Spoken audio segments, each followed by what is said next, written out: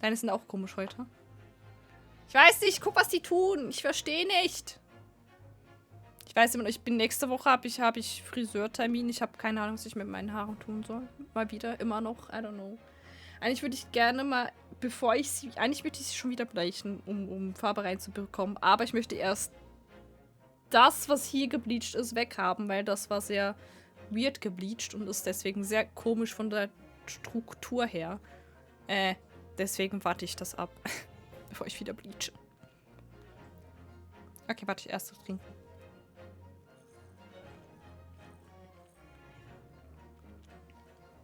Ich sollte, glaube ich, mehr trinken, wenn ich dieses Spiel spiele. Meine Stimme würde sich freuen. Also. Thank you. So.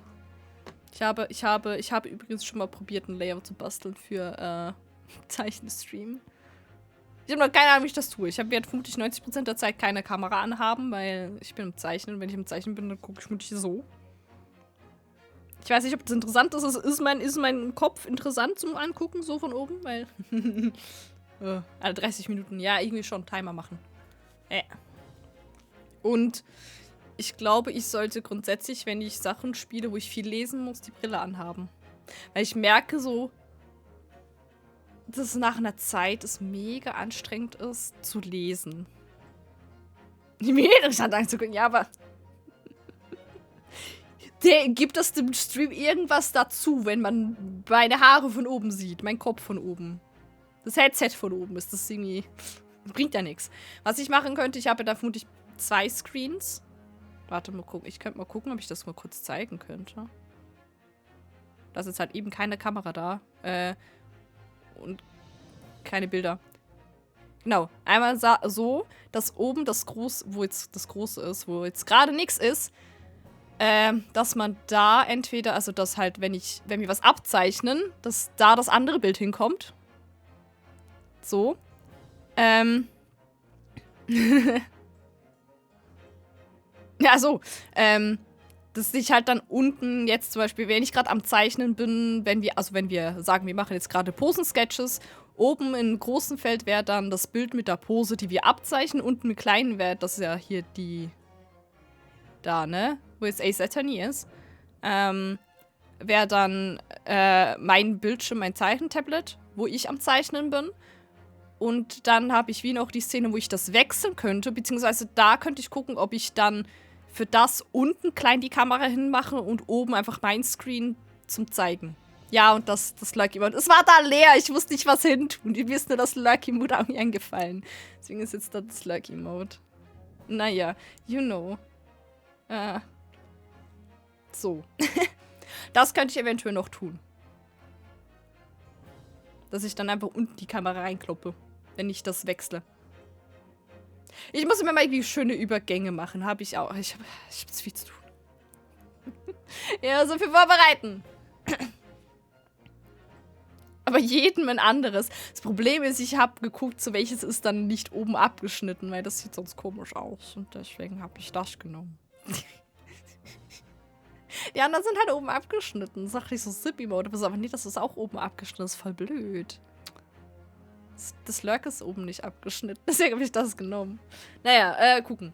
Aber ich glaube, so grundsätzlich als Layout ist es nicht so schlecht.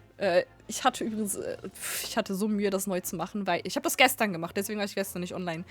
Also nicht in Voice. Ich das gemacht habe, weil ich ja kein InDesign mehr habe und ich das andere in InDesign gemacht habe. Und ich war so, fuck, what to do? Und dann habe ich das irgendwie versucht, bisschen Dings zu lernen, Publisher Affinity, und das darin zu machen. Aber es war erstmal ein Krampf, weil ich mit dem Programm noch nicht so gut klarkomme. Ja. Dass der obere Screen das oben abschneidet. Ja, könnte man theoretisch tun. Finiki. Ich muss unbedingt noch den Designer runterladen, damit ich rüber swappen kann für Pfadsachen. Weil das konnte ich jetzt nicht tun. Ich habe leider ich hab die anderen beiden auch gekauft. Ich habe Foto und Designer auch geholt, weil so, die waren gerade Aktion. Ich war so, ja, für 30 Franken, I take it. Aber ich habe sie noch nicht installiert, deswegen konnte ich die gerade nicht benutzen. Und es war mir jetzt gestern zu blöd, das auch noch zu installieren, habe ich das gelassen. Und Publisher wäre eigentlich halt für Layout-Design Und nicht für das, was ich hier im Rahmen rum habe, mit Pfaden und so Scheiß. Das ist ein bisschen zu hoch für den. Hallo Seppo. Pfad-Sachen, was? Pfad! Pff, pff. Kennst du Beatboxen? Pff. Pfad! PF! Pfad! Taris, please! So, wir sollten eigentlich spielen. Alter, Taris, ey. Ah, herrlich.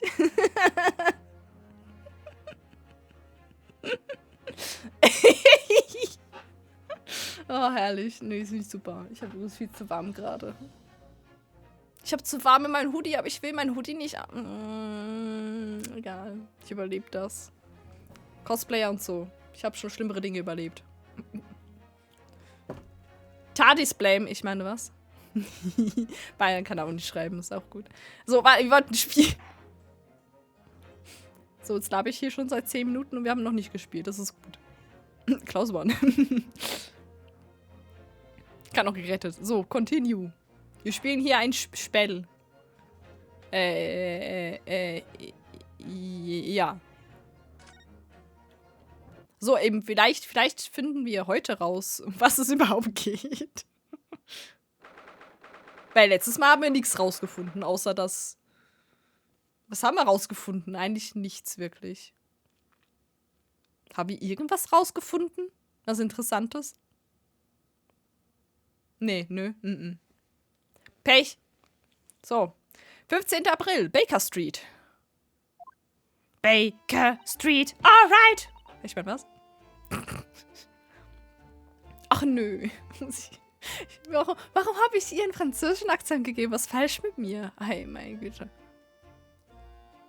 Ah, ja, genau, der Lack hat was mit McGill zu tun. Ja, stimmt. Sie, das war ja all grown-ups. So, ist das direkt danach jetzt? Spielt es direkt danach? Ja, es wird der gleiche Tag. Ist der gleiche Tag, ne? Ja, ist noch der gleiche Tag. All they do is feed you a bag of lies and take stuff away from you. Alter, was ist das für ein Mode? What the fuck? Warte, ich muss das hier Mode angucken. What the hell? Das ist ja nice. Derselbe Tag nochmal? Nein, nicht nochmal. Oh, really, Mr. Strahd? Tell me, is that overcoat keeping you warm? What? Oh my, surely you were given that. Yeah, did he let me keep it after I looked daggers at him for long enough? Ah. Deathstare! Okay. Den kann ich auch. Den kriege ich auch gut hin. Nee, nicht gegen euch. He went through the pockets and then said, go on then, Evid, before telling me to escape. Always base off giving people a look like you ate them. Achso. No, don't kill me! Ja, siehst du, einfach Leute böse angucken, dann geben sie dir alles. Oder rennen über die Straßen und fragen, ob du ein Feuerzeug hast. Passiert auch. Erlebnisfrei erfunden. Nicht. I can't help feeling that's going to get you into serious trouble one day. Wird sie das Mordopfer? Sie wird angeklagt. Ich habe keine Ahnung, ich verstehe gar nichts. Hey, yes, was? What I really wanted was that nice shiny disc, meint. Das war Feuer. Ich habe leider kein Feuer-Mode. Mach mal Kittys Feuer-Mode, bitte. Hat irgendwer das? Hab ich das? Hab ich? Ich weiß nicht. Emotes. Oh, das Feuer-Emote ist ein Follow-Emote. F. Huch. Nein, ich wollte nicht einstellen. Ups. Ja, ich die Zigarette. Also das nicht. Das wurde ich nicht gefragt. Danke. Feuer! Feuer! Nice. Ist fein. Nice one. Die Musikdisc. Das war bestimmt die von Darkrai. Ich meine, was? Kennt ihr den Film mit Darkrai? Und Jager und Palkia? Ich fand den cool. Der hat gute Musik. Der hat ja auch so Musikdisken, ne? So eine. Der ist gut. The Music Box Disc? Ich kann jetzt schon nicht mehr reden. Das ist supi. The Music Box Disc. But Mr. Windybanks said it was practically. Worte. Holy shit. Was practically worthless. Ja, das ist so ein guter Film. Ich mochte den sehr. Ich muss so wegen der Musikdisc anders denken, weil das so ähnlich aussieht. Die haben da auch so Platten benutzt. Musikbockmist! No. No. Hab ich nicht gesagt. I think I'm gonna go and have another bash. Give him a long, hard stare. I think not, Miss Lestrade. We shan't enter Windybanks again today. Why not? That's not fair! It can't be helped, I'm afraid. The police are investigating the scene now and taking a statement from Mr. Windybank. But that disc's mine. I added the ticket for this goat, and it was in this goat's pocket. A long, hard stare. Oh no. And there should be something else and all. That's what that rotten cove said, ain't it? Yes. He did mention something about another article, didn't he? Well then, that's mine too. Whatever it is. Now she's really pushing her luck. Miss Lestrade, I think it's time to admit defeat. You've had your haul for the day. Yeah, and it's all your fault, Scholms. Ah, gar nichts gemacht, er wollte nur seine Bratsche umtauschen. So, what are your plans now? Will you dine with us this evening? Allein sie einfach ein! Iris would be delighted to cook, I'm sure. And I might entertain you with a modest violin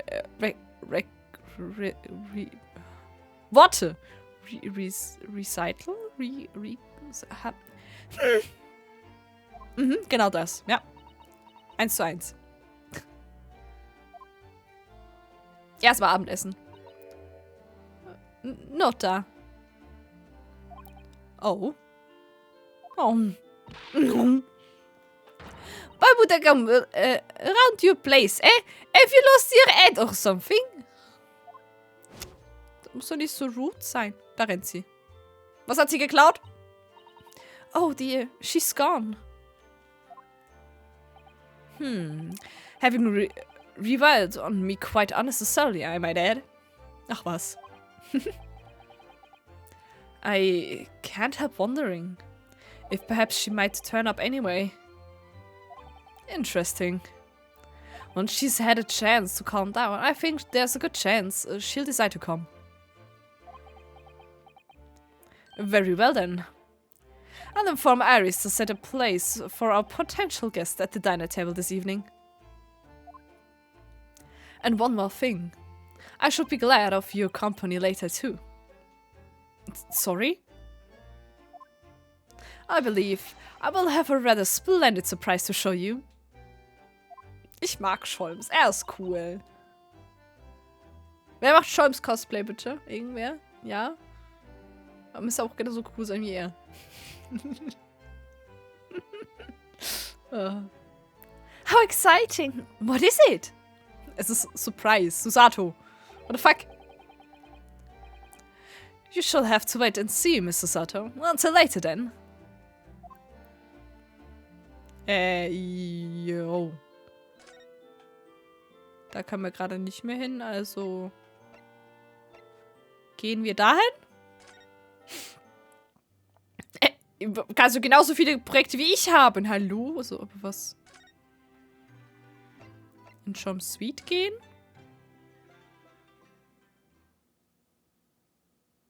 Ja, da war richtig.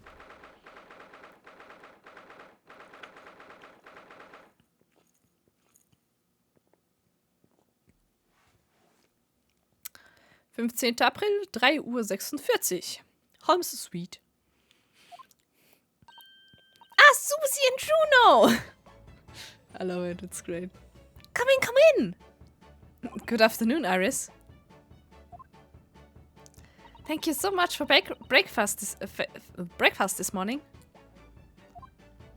Oh, don't mention it. Goodness, look at the time already. Busy as always? I am! I'm preparing everything for dinner this evening. Already? You're obviously cooking something special, are you? Oh yes, after all, we have a special guest joining us. Guess who it is? Go on. You'll never guess. Look at those little eyes of hers shining. Oh dear. It is awkward when you already know the answer, isn't it? Es kommt der Weihnachtsmann! Ich meine was? It's Genie! Isn't that exciting? Oh, what a surprise! Yes, that's wonderful news. Wow, Iris seems overjoyed at the idea. I can't wait to learn some pickpocketing tips from a real professional. Ach so. Oh, yes. That does sound like fun. Ja, erstmal hier Lockpicking upgraden und so, ne? Dass wir überall rein können. Finde ich gut. I'm not sure that's entirely appropriate. Are you Mr. Naruhodo? By the way, Iris, what's Mr. Shums up to? Er arbeitet. Hurley? Oh, he's been like that ever since he got back. Also vor 2 Sekunden, geil. Hello, Mr. Shums. I beg that you don't speak to me. Sorry? I don't know who you are, but kindly take your leave. Oh. As you can see, I'm not here. What? I don't know how to respond to that. Ja, ist voll beschäftigt. Gut. I do apologize. When he gets like this, he's completely oblivious to everything. Yes, I see. Really? He behaves just like a child sometimes. Hurley does. Mr. Shums and Iris have something of a parent and child relationship, don't they? Parent and child relationship. Nur, dass das Iris Parent ist und Shums das Child. Oh no. Yes! Danke! Danke, Ryunosuke, danke!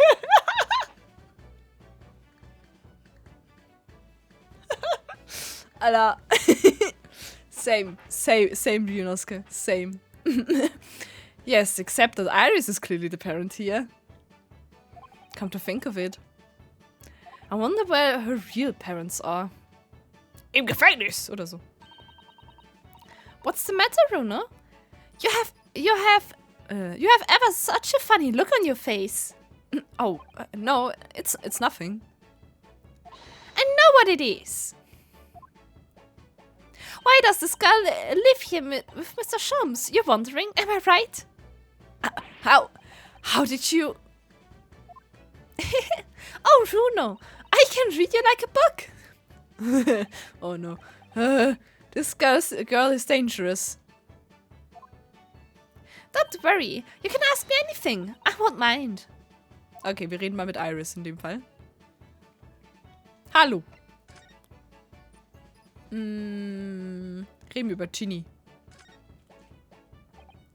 So, by Ginny, you mean Miss Lestrade, the young woman from the McGilded case 2 months ago, right?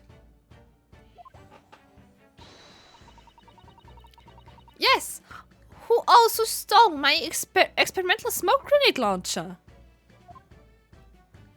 Although after that trial, I invited her back here and we had dinner together. Ach so. Tea time. And now we're best of friends. Aha. Oh, what a lovely tale. Yes, now I bump into her on the streets. She runs away as fast as she can. Ja, gut. Oh. And I chase after her down the back alleys. Also, sie machen jetzt Tom und Jerry, cool. Interesting idea of friendship. And then I let her have the latest color of smoke grenade I've developed. Oh. There are so many beautiful colors in the world. Ginny wants me to make a whole rainbow. I suppose this means you've let Mr. Strut keep the smoke grenade launcher, have you? Yes, that's right. I got bored of it anyway. Harley always reacts the same way when I shoot him with it now. Poor Hurley. Oh, I can't wait for Ginny to arrive. It's been too long since she last came over. I'm so excited. I just hope she does actually come. Okay, dann warum lebst du überhaupt hier? Hallo. Erklär mal. I'm sure you have been wondering why it is that I live here with Hurley, haven't you? Well, it has crossed my mind that. And where are your real parents? Ja, natürlich.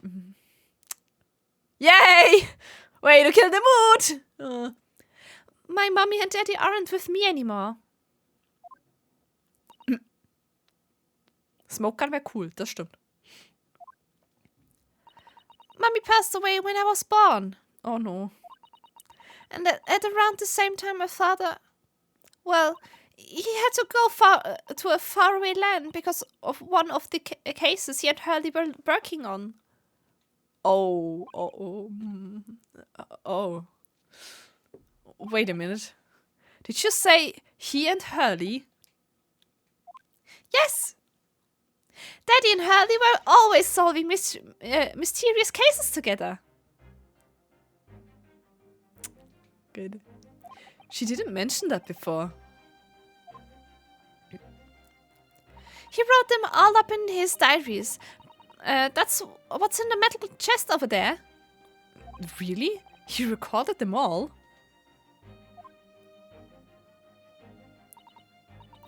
So, you mean it's true, Mr. Sholmes really did have a partner with whom he tracked some of his most taxing cases? Oh yes, I mean, it's always nice to have one, isn't it? So, Mr. Sholmes' partner was your father? Exactly. Hurley told me I wasn't allowed to look in the chest. But that only made me want to look even more, so I opened it up. And found your father's memoirs? Yes, so I asked Hurley, who wrote these? He nearly fell off his chair. But then he told me. That's when I found out that the author of all those accounts was my father. So, Iris' father was Mr. Sholmes' partner.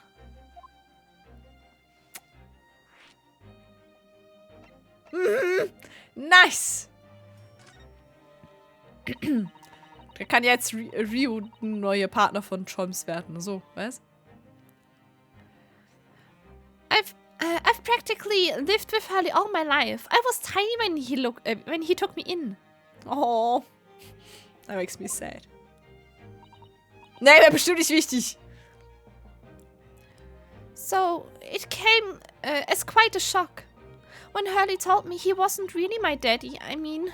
Oh no! No! Oh, you're breaking my heart. Oh no. I'm not your daddy, no! But where is my daddy? Oh no, Iris, please. Oh, Iris, tut mir leid. Sage. I'm Sage for Iris. It must have done. I wonder why Mr. Sholmes chose to tell you. And at such a young age. Oh. Poor Bean. Yes. Hurley says it's because he wouldn't have been able to hide it from me. Oh. Well, having lived with Hurley all these years, you might say that his ways have rubbed off on me.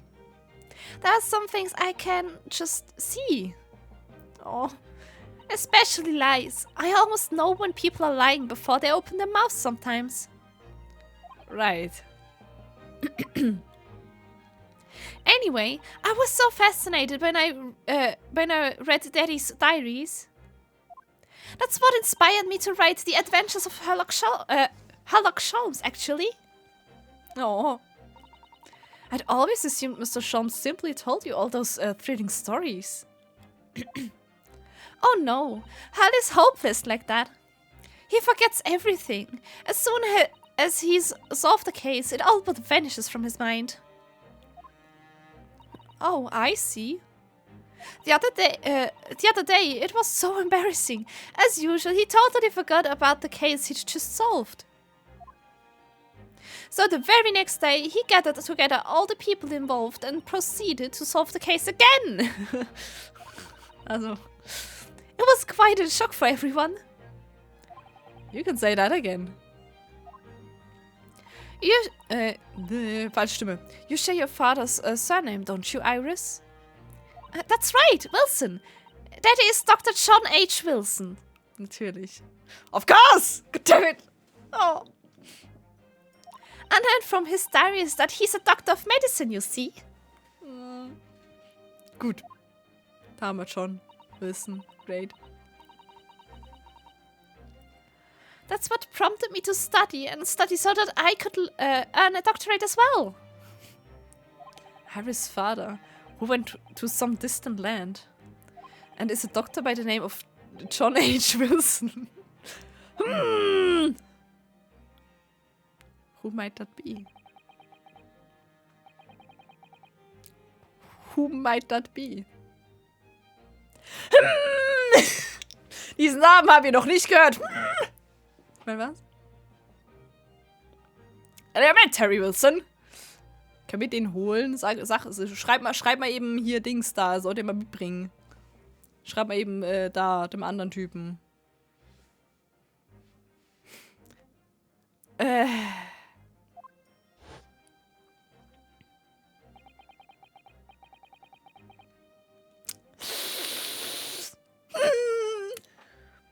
Wups.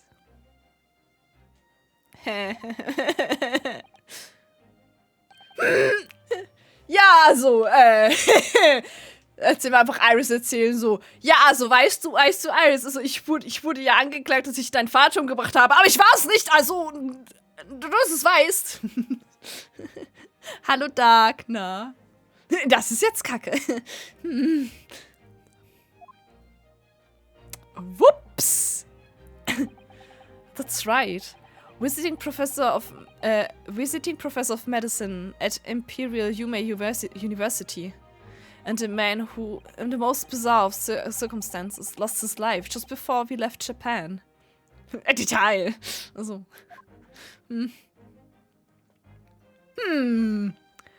Mrs. Sato. Yes. Perhaps we shouldn't pursue this conversation any further at this time.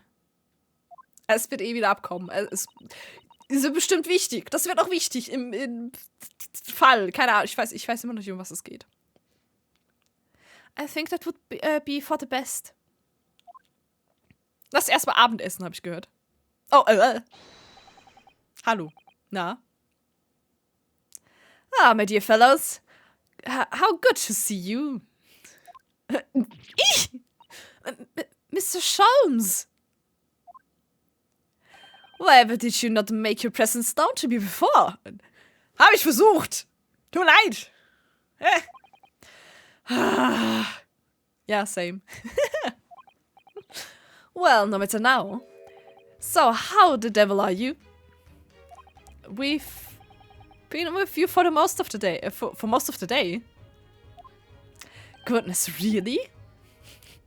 Alles wieder vergessen. Die Violine. Ist sie auch wieder da? Do tell me, Mr. Sholmes, is your violin unscathed? My violin? Whatever are you talking about, my dear madam? Never mind that now. I have something far more interesting to show you. Da liegt die Violine. Behold, my dear fellows. Wie bist denn du daran gekommen? Hä? Oh, another music box disc. Ha, diesmal konnte ich es sagen. Not another disc, Mr. Sato. This is the one Gregson demanded we hand over as evidence. Mr. McGildett's disc. Oh my. Then, what's it doing here? Oh no. Was tust du schon wieder, Scholms? No.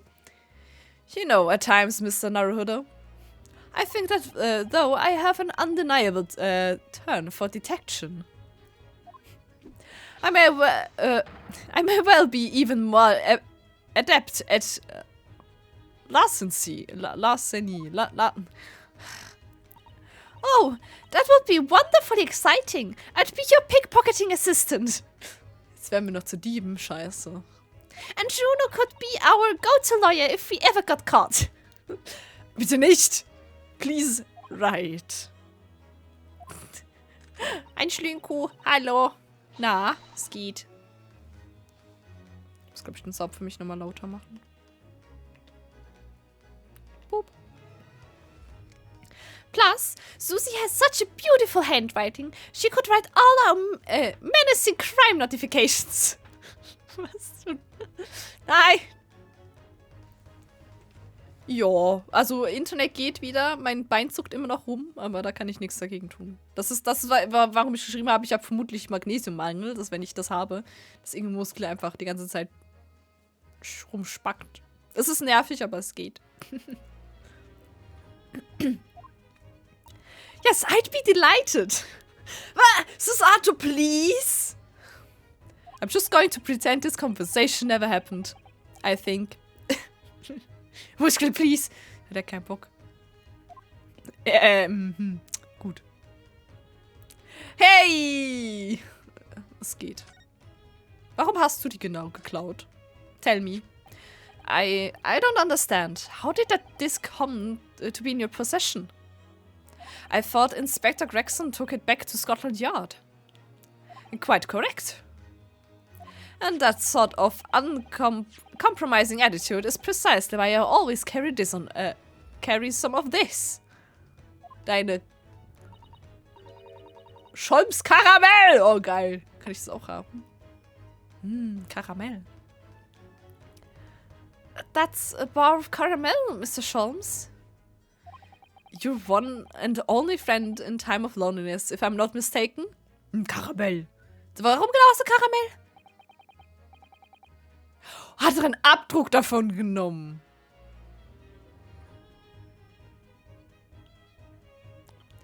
If you will humor me, my dear fellows, cast your minds back to when the good detective confiscated the disc. Wait! Hat er einen Abdruck genommen?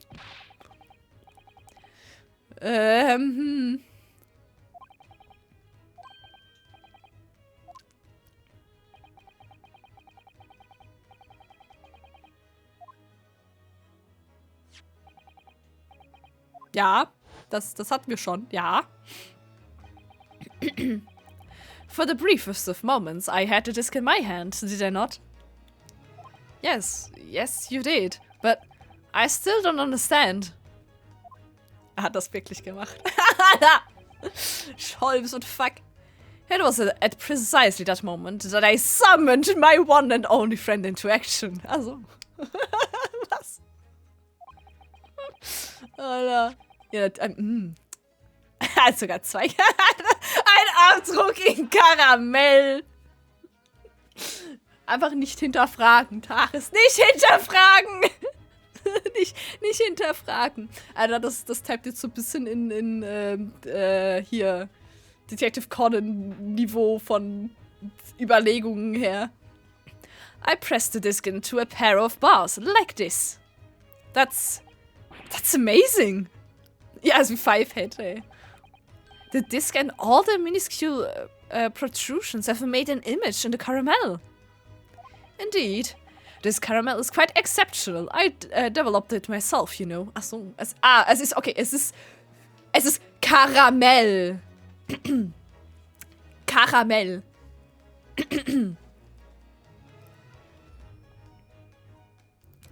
Wir hören wie die Katze. Willst du Dinge anspielen auf hier, ich hab's irgendwo da oben stehen. Irgendwo da oben steht das, Professor Layton und Phoenix Wright. Da haben wir auch so Scheiße gebaut. Stimme nicht sterben, bitte, danke. Okay. Solange es kein Papagei ist. Polly möchte einen Keks. Ich meine, was?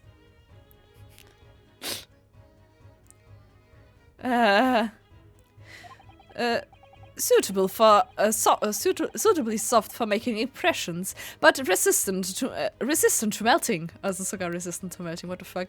The result is a precisely controlled solution. Alter. Ja, aber ich meine, man hört andere Tiere mit Luke, weil Luke ja Tiere spielen kann. Alter, diese Papagei-Fall, der ist so krass, ne? Wir müssen die anderen Teile schon mal spielen, glaube ich. Ja, die sind nice. Ich müsste mal gucken, ob ich irgendwie an die anderen rankomme. Nicht nur an die 3. Vor allem ich die dann spiele. Die ersten 3, könnte ich nochmal auf der Switch holen, von der Switch aus spielen. Die anderen schwierig.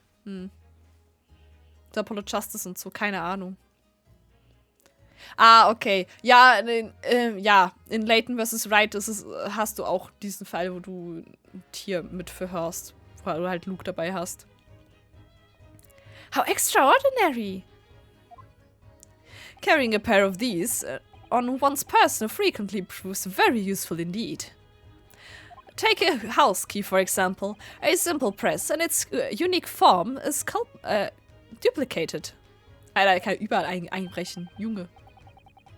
I can enter anyone's property at will. And never without high the crow's nourishment. Yes, it sounds illegal. From the image, I was able to create this. I confess I was mostly curious to know what manner of music would issue from the disc when played. Ja, dann erzähl mal. Du hast doch Apollo Justice. Das Problem ist, es gibt doch auch die Edgeworth-Teile, aber die sind, glaube ich, sind die bei uns rausgekommen? Ich glaube nicht, ne? Ich würde die gerne spielen. Weil die sind, glaube ich, mehr noch so wirklich Tatort-Sachen. Das wäre mega cool.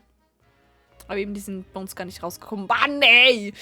Ich hasse das. Spiele macht die Fakes für alle Leute. Please. Ich will die Spiele spielen. Deswegen ist es auf Englisch, wäre nice. Ja, die sind Japan-exklusiv. Das ist so doof, Mann. Du tell us then, Mr. Shams. What music does the disc play? Ja, hast du denn... Natürlich hat er nicht. Well, unfortunately, I have no idea. No idea? None whatsoever. Great. Are you familiar with the workings of a music box, my dear fellows? No, I'm afraid not. Goodness, you don't know Runo? Na, sorry, in Japan haben nur Instrumente. Guck mal.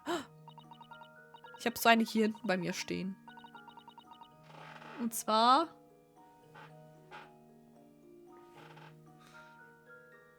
Da oben drauf, wo mein Finger ist. Da. Das ist eine kleine Musikbox. Ja, ich habe noch eine zweite Musikbox.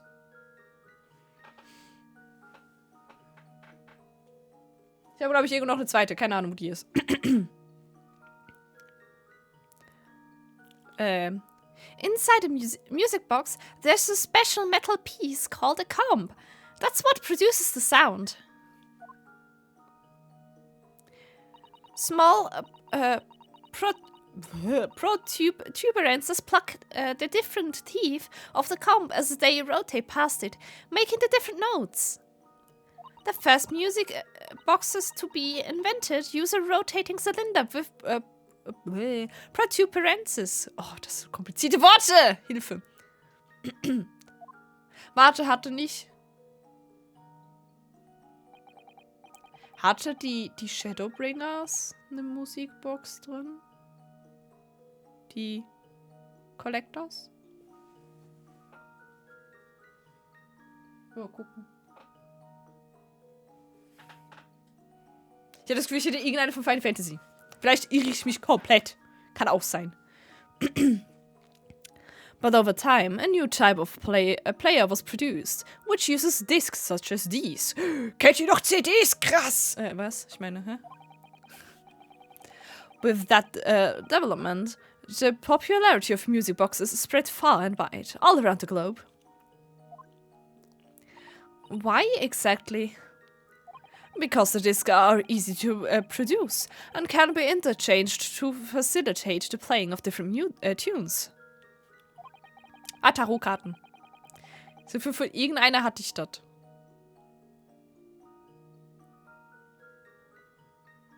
Hatte irgendeine das? Mein Brain is empty! Okay. Empty! There are a great many firms in Europe now manufacturing music boxes as a result. It is wonderful to be able to enjoy music when, even when no performer is present. But it is the very success of the invention that means we are now presented with an insurmountable problem. What do you mean? As you may imagine, the construction of one firm's music box does not match that of another. And we have no way of knowing in which music box this particular disc was designed to be played. There is no resolution to this problem, I'm afraid. It's quite intractable. Ah, I see. So that's why. Naturally, I tested a disc in those few music boxes I have at my disposal. Es ist aber schwierig zu sagen, wenn du nicht weißt, auf was es gestimmt ist. Schätze mal, das ist das Problem, ne? But as you can hear, to no avail.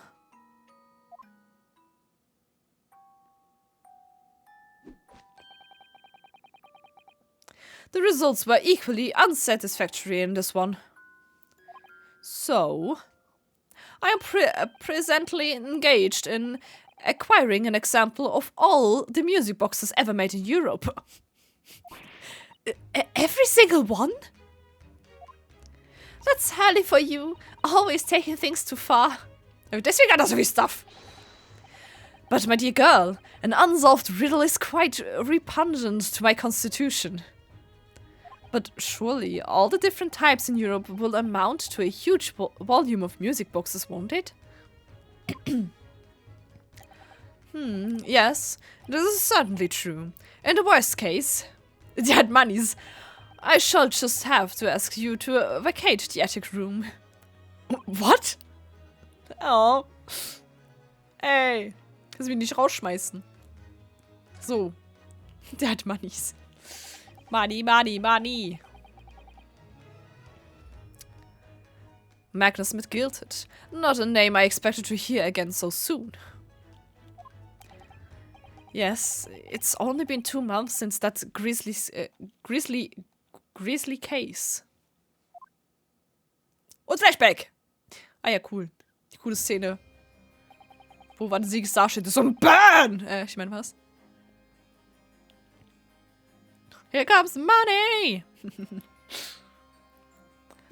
Mr. McGilted perished within hours of the trial's conclusion. Ja, guck nicht so böse. Es ist so hübsch gezeichnet. Alter, die haben so einen schönen Stil, ganz ehrlich. Diese Spiele haben so einen schönen Stil. Das ist so amazing. Ich liebe den Stil. Was it the curse of the Reaper? No one knows. Still now. The omnibus was reducted to a pile of ash. Not a shred of evidence remained. Ich meine, es könnte immer noch sein, dass er seinen Tod vorgetäuscht hat, aber... And with the man's death, the truth about the murder in which he was so intimately involved was buried. We smash you! No! Even though we successfully established Mr. McGilted's innocence in the trial, the newspapers are still claiming that it remains an unsolved case. Ja, also... Er war es schon. Würde ich behaupten. The murder of the brickmaker, Mr. Thrice-fired Mason.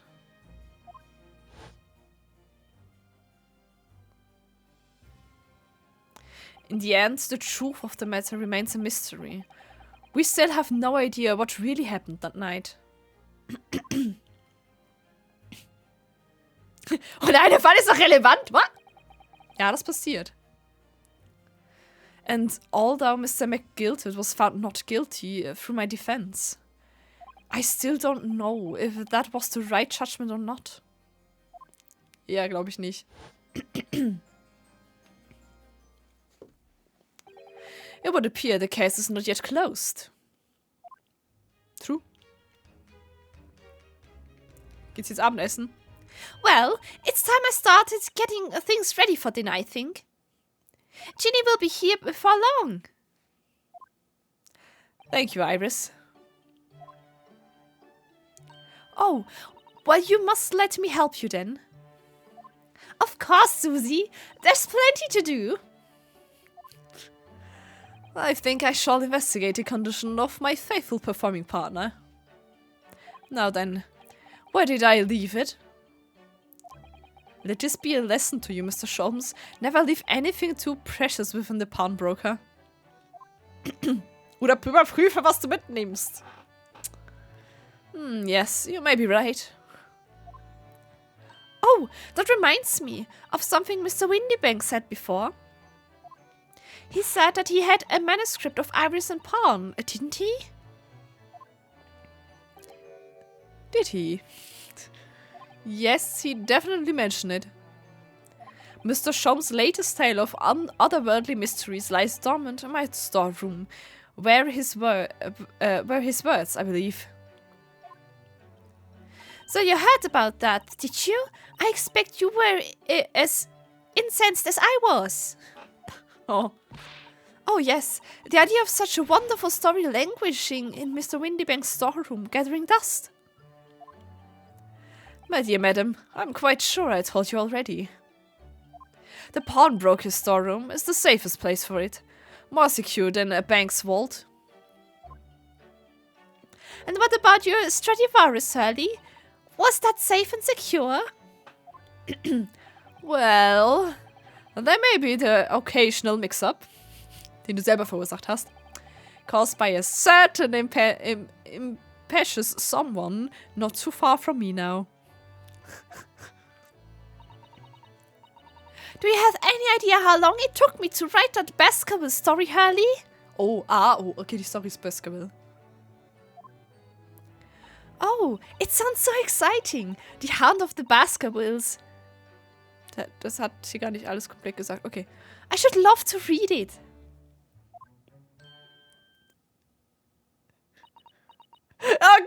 Okay. Ich glaube, okay. Mhm. How would you know? Moment! Wo hast du den Namen gelesen? Susato, what the fuck? Jetzt checkt's noch nicht. What's going on here? Why does it feel like an icy chill just swept through the room?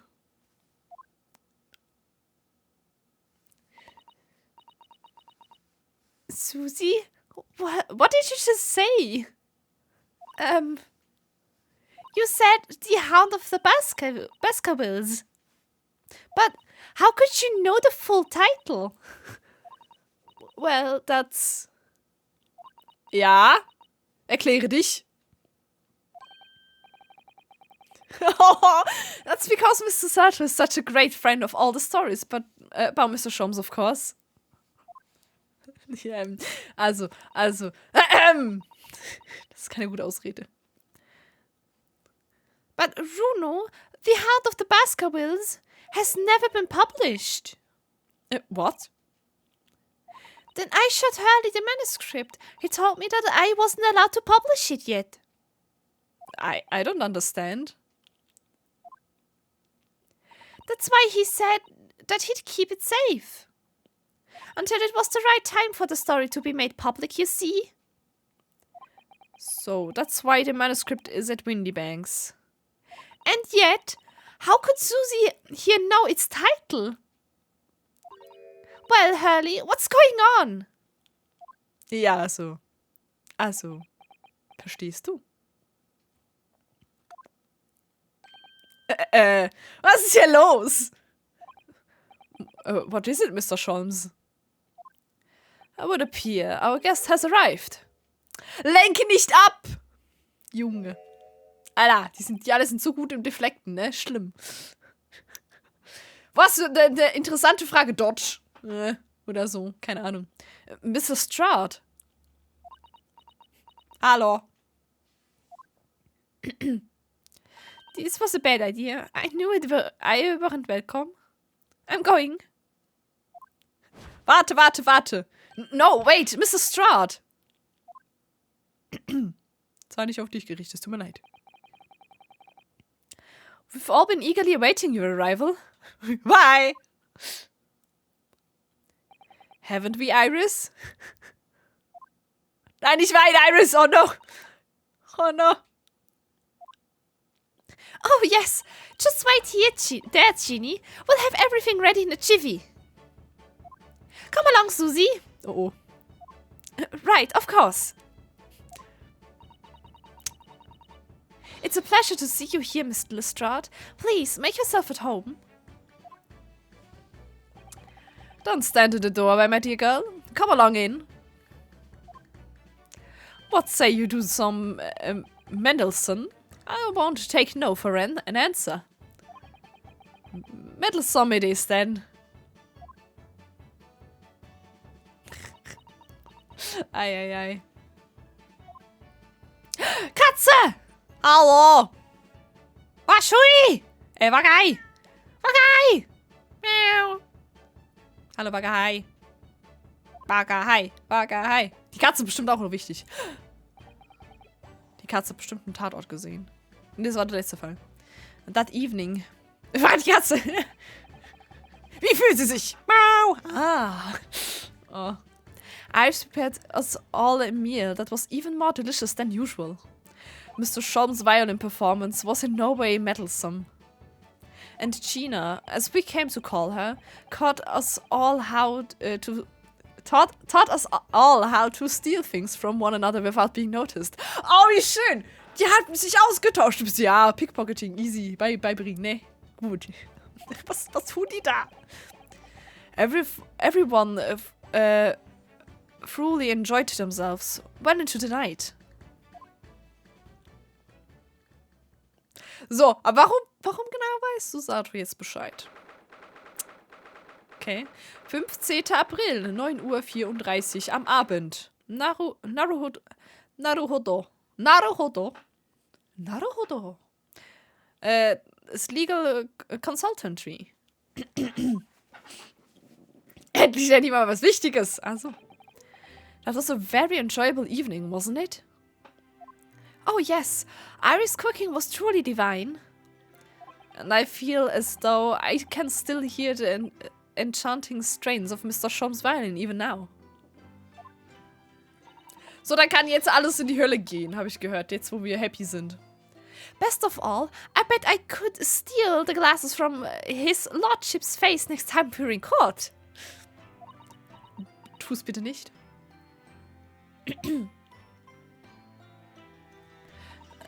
Naruhodo-san, could I consult with you about something, I wonder? What's the matter, Susato-san? It's about the telegram I received. Stand das im Telegram drin? Telegram! Telegram für Sie! Ich meine was? The one that arrived first thing this morning, I suppose. I've been summoned. What? Summoned? Ich will auch. Kann ich Susato im Angriffsmodus setzen? Bitte? Danke. What do you mean? The telegram was from the Lord Chief Justice Office. Lord Strongheart has asked to see me. Also es hat, okay. Bring halt noch mehr Leute da rein. Es wird kompliziert. The Lord Chief Justice? When? Tomorrow morning. What? Then we have to stop preparing at once. Oh, no. That won't be necessary, Naruhodo-san. I've been summoned alone. Alone? What on earth for? I have no idea. I suppose I shall find out tomorrow. What's all this about? Whatever it is, it's making me feel very uneasy. Okay, wir müssen Susato verteidigen vielleicht? Ha! Klopf, klopf, klopf.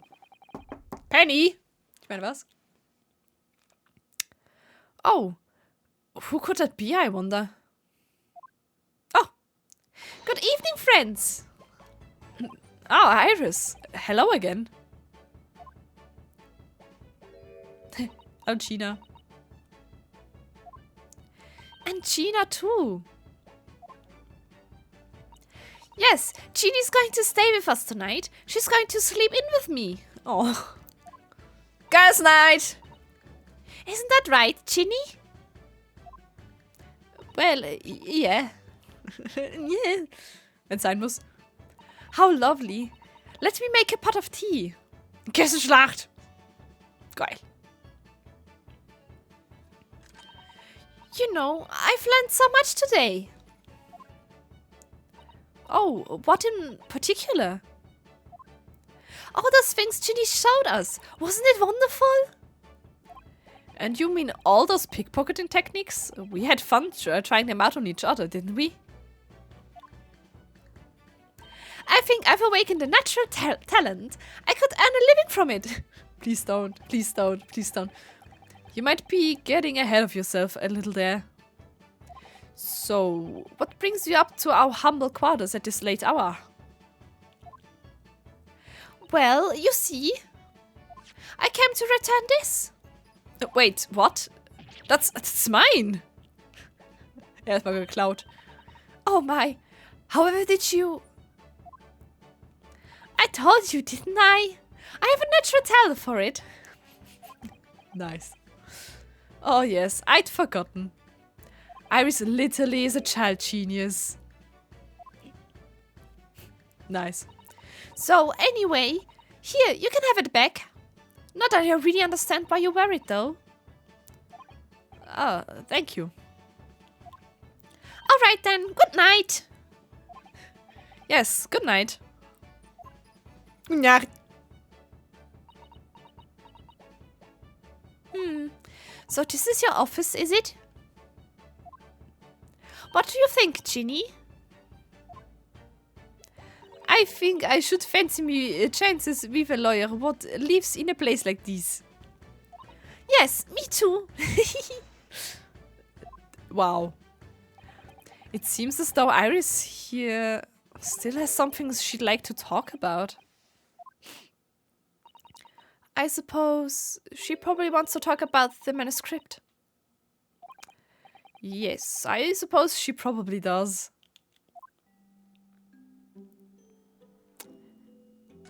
Hallo. Iris, I suppose you're hoping to talk about the manuscript, aren't you? Aren't you going to tell me? I'm so sorry. I need a little more time, please. Was? Warum? Hä?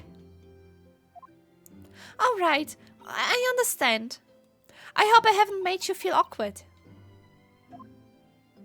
Oh no, not at all, Iris. Not at all. I don't know what all this is about, really, but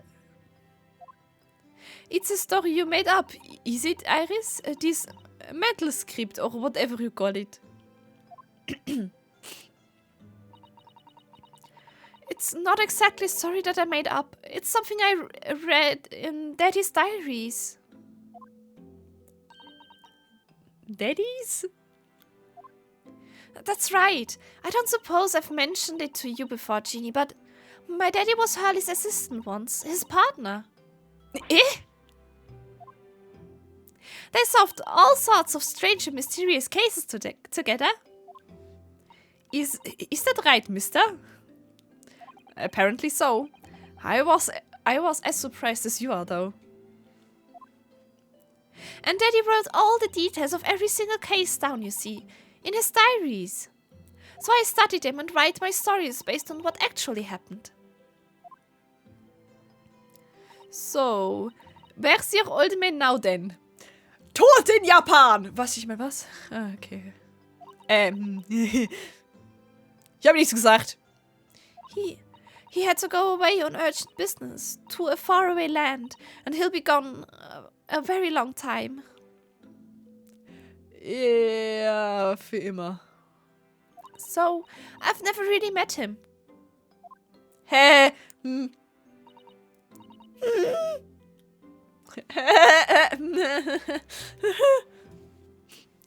Oh, right. Come to think of it. I don't know anything about Gina's parents either. Perhaps we should ask her. Pretty long. Für immer.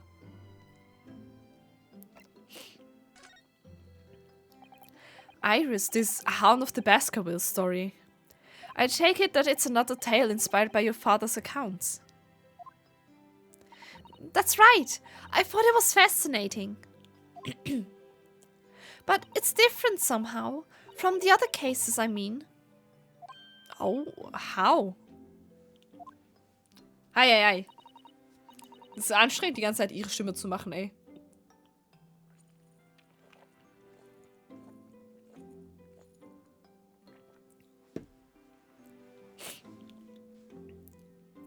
I don't really know. But it must be special in some way. Because after I'd written it and I showed the manuscript to Hurley, he turned as white as a sheet. It was the first time I've ever seen him like that. Okay, was steht da drin?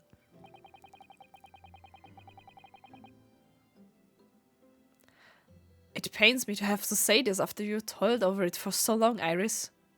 But this story must not be published at this time, under any circumstances. But why not? It's one of my best works. I'm not at liberty to say not now, so please, do not ask me. Oh. Was ist da passiert? Holy shit. Tell me. Game. Alright then, I won't.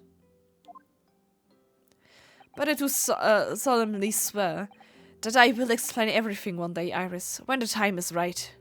Also morgen, in Trial oder so. Übermorgen in Trial, keine Ahnung. And that's how the manuscript came to be with Mr. Windybank, isn't it? Yes. Hurley said it had to be somewhere very safe. Da drin steht doch irgendwas. That really gets my goat, that does. As treating you like a child. It's what it is, keeping secrets like that.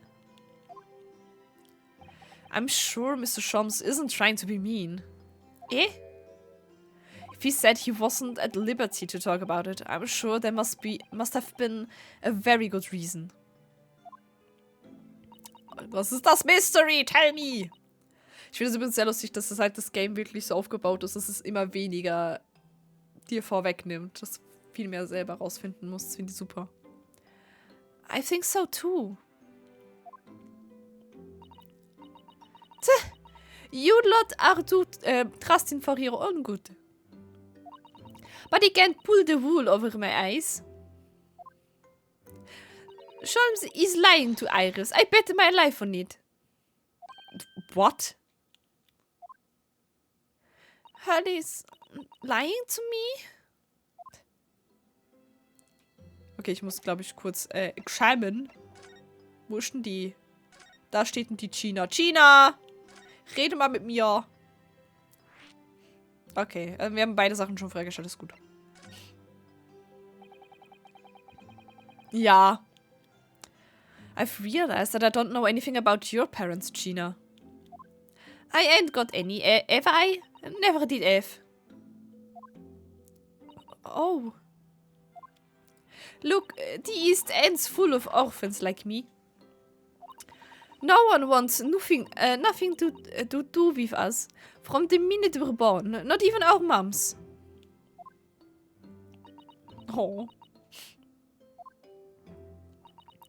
But we all stick together. The older ones look after the little ones and make sure they get by.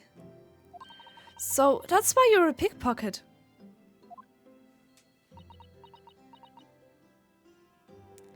Nah.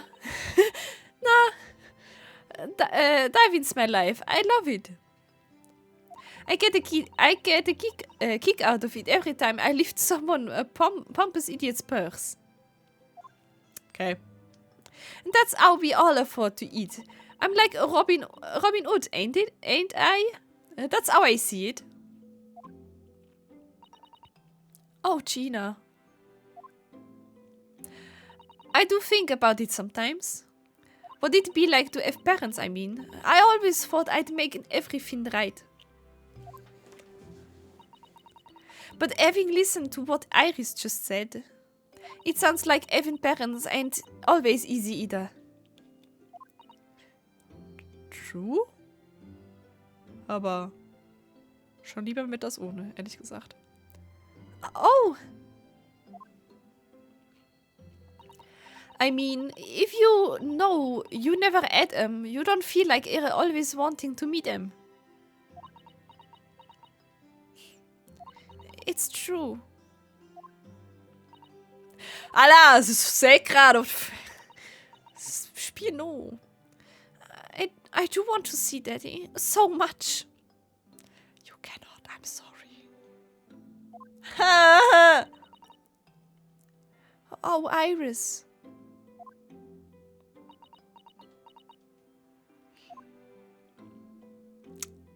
Ja.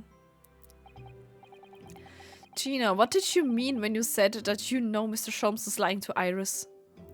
Well, he reckons he popped that mantle script or whatever, right? But come on, that's obviously a lot of rubbish. Oh my, why would you think that, Gina? It's simple. If that story was really in old Windybank's storeroom, there's no way someone from halfway around the world, in other words you, could know about it. Yeah, tell me, what's going on? Sorry, Iris, but if you ask me, he sold it. Without telling you? Nee, das glaube ich nicht. Nee. But Hurley would never do something like that, I'm sure of it. Ha! Grown-ups do a lot worse than that, believe me. Barefaced liars, a lot of them. Wir super sind einfach alle Kinder sind auf dem Dachboden. Hallo! Wie alt war Scholms nochmal? Irgendwie 23, 26, 28? Keine Ahnung.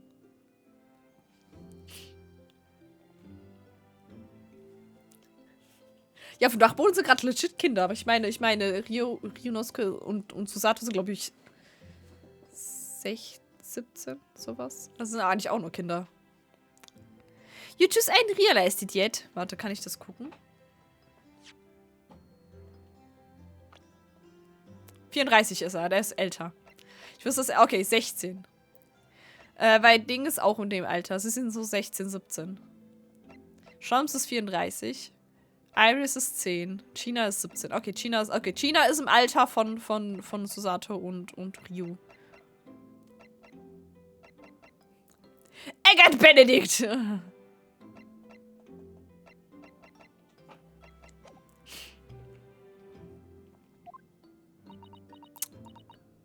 Mysteries. I'm telling ya, that mantle script ain't at Windybanks. You'd soon see if you had a look. Even if you think you can trust him, I don't. That Sholmes is a liar like the rest of them. If I'm honest, I have wondered if Hurley's telling me the truth sometimes. See? Oh, but I don't mean that I think he sold it. I mean that I sometimes wonder if he might have hidden my manuscript somewhere. Somewhere I don't know. Even though it's wrong of me to doubt him. Don't be too hard on yourself, Iris. Ah! Jetzt? Oh my goodness! Look at the time! Come along, Ginny. We should go back downstairs. Yeah, all right. And please, don't mention any of this to Hurley, will you? No, of course not. Good night then, Iris. Good night, Gina. You must let me make breakfast for you tomorrow morning. I insist. Oh, yes, please. I can't wait, Susie. Good night then.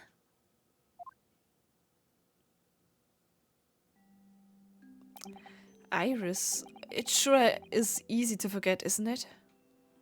Sometimes she speaks just like an adult. But deep down, she's still just a child. Oh. Well, I think it's time that I turned in for the night too, Naruhodo-san. Goodbye! Dr. John H. Wilson, Iris' father. But also the name of the murdered visiting professor at Yume University. It can't be a mere coincidence. There's something deeper going on.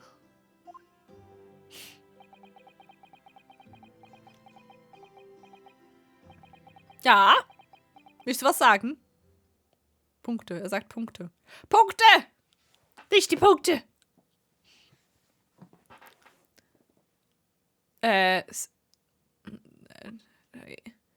Mr. Naruhodo. Who is it? Iris? That voice. That's Mr. Sholmes. Mr. Sholmes. Hallo! Morgen. What's going on? It's the middle of the night. It's Miss Lestrade. She's gone. Gina? She was supposed to be sleeping in Iris' room, but her bed is empty. Er sieht so gut aus! Oh no, he's hot! Ich weiß. Es sieht halt mega, ich weiß nicht, ich finde es mega stylisch mit dem Hemd und halt mit dem Ding, ne? Mit der Weste. Ist schon voll, es ist so gut designt. Warum? Unfair. Well, she's an independent young woman. She probably decided to go home, no?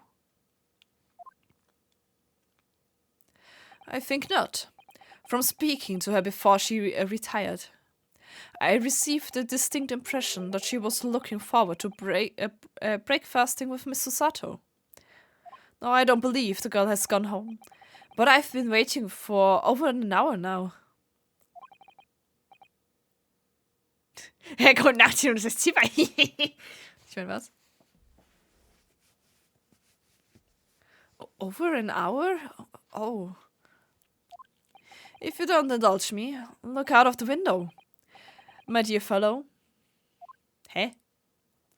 What's this about? Ah! Wir gucken raus. Da ist Licht.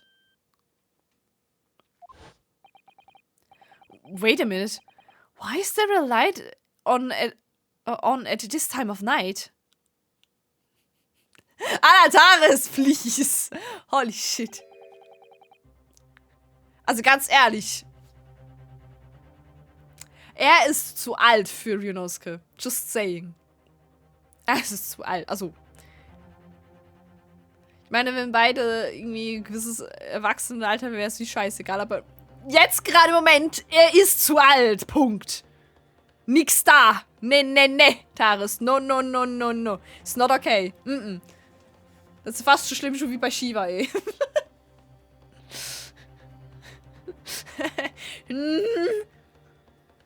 Es gibt einen Grund, warum man bei der Mechanik weggucken muss, Taris, ja? Verstehst du?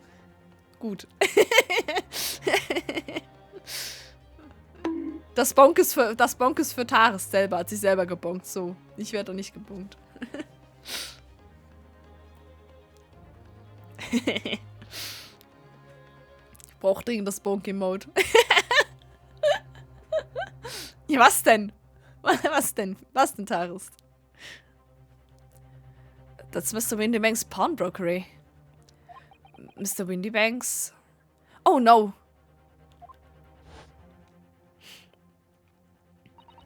Ja, das haben wir gerade vorher gelesen. Hab dich lieb.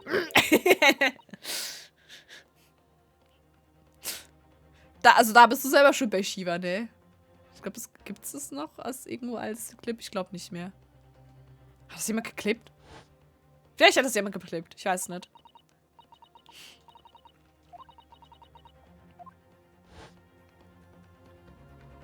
Nur als Quote. Ich weiß. Okay, nur als Quote. Ich dachte, ich wusste halt nicht, ob ich das gestreamt habe, da was ich das gesagt habe und das irgendwer geklippt hat. Wenn es jemand geklippt hat, dann ist es auch nicht mehr da, weil die Streams sind nicht mehr da. Das ist viel zu alt. Could Gina have gone? It seems you have some knowledge of the situation, Mr. Naruhodo. Sorry? Oh, no. No, not really. Das ist schlecht im Lügen. Well, anyway, we must investigate. At once! Mr. Sato! Okay. Gina! Stell doch nicht so eine Scheiße an. 16. April, 1 Uhr morgens. Ach, schieß. The door to Windybanks. It's open. And the lamp is burning. It must be Gina. Mustn't it? Ah, er hat sich aber angezogen. Also, so viel Stress hat er dann doch nicht. Gut. Let us hope it's nothing more sinister. What? Come, there's another moment to lose. Clearly something is afoot inside. What? Die Katze war's. Guten Tag. Ich meine was? There's no one here. Ah, sie stoppt einfach. Haha, Hilfe. Oh, yes. There is. Moment! Moment! Hold on! What? Okay. Mr. Sholmes! Mr. Sholmes! What the... Has Sholmes been shot? Leave me, Mr. Naruhodo. Moment! Moment! Go back! Was ist hier los? But... After them! Go! Okay.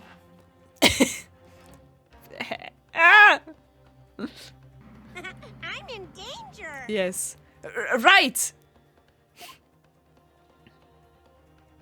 Ja, F. Blast! I've lost them. Hello, what have you here? Oh, shit, das ist ein Bobby. Jenna was just raised from this pawnbroker, sir. Would you know something about that? Officer, come with me! It's my friend, Mr. Sholmes. He's been shot, I think. Shot? I think? I don't know. With the policeman close behind me, I ran back to Windybanks. Das war Blutlache am Boden. Blutlache. Blut. No! Oh no! Mr. Sholmes! Mr. Naruhodo. How bad is it? Never mind me, but there's much at stake. Behind that door. Okay. In the storeroom. Hurry!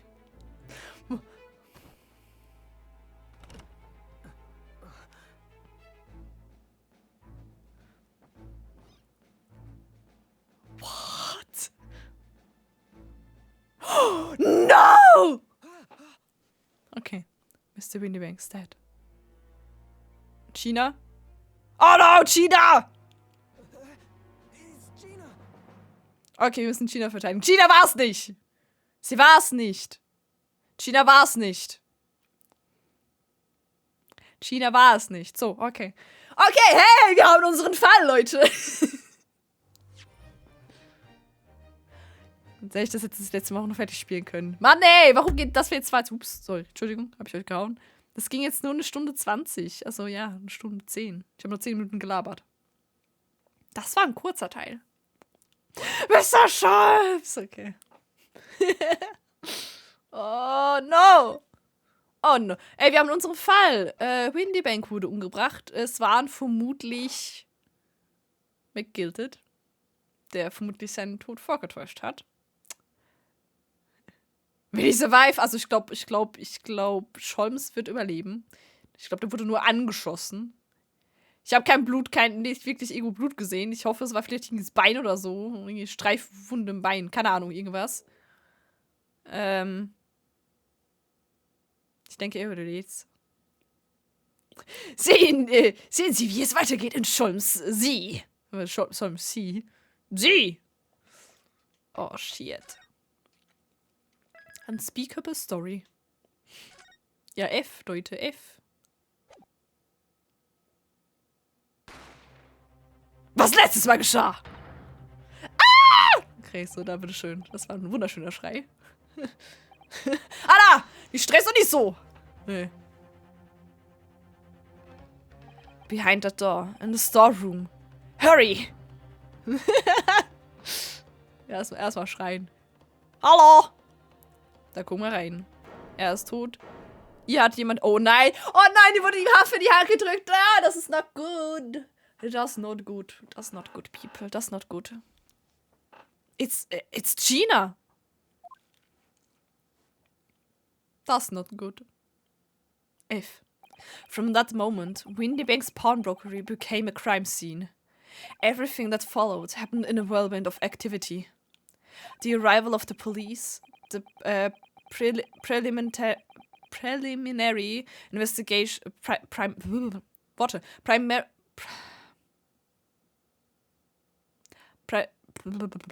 ich kann das Wort nicht mehr lesen. Gut, egal. Investigation of the scene and the questioning. It was just before dawn, before I was allowed back to my lodgings at 221 B Baker Street.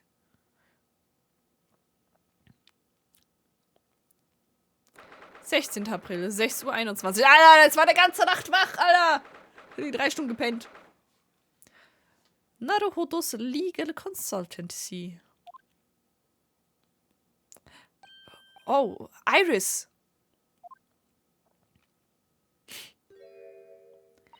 A telegram came, but all it said was, wait at home.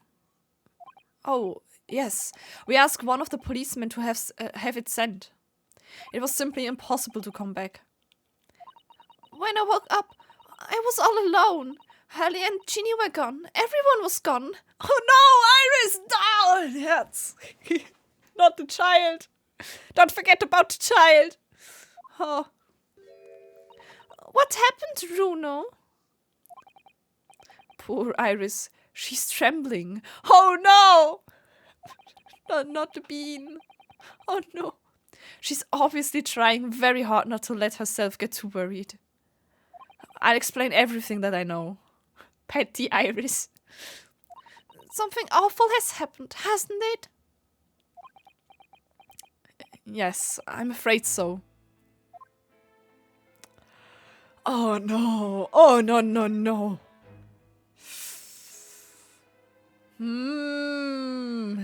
It's not good.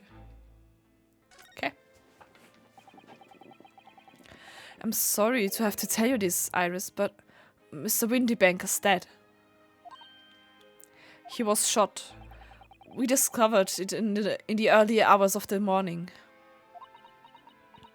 Oh, yes, I had a feeling. You did? Well, I saw all of those police carriages pulling up outside his shop. So I knew something must have happened there. Oh no.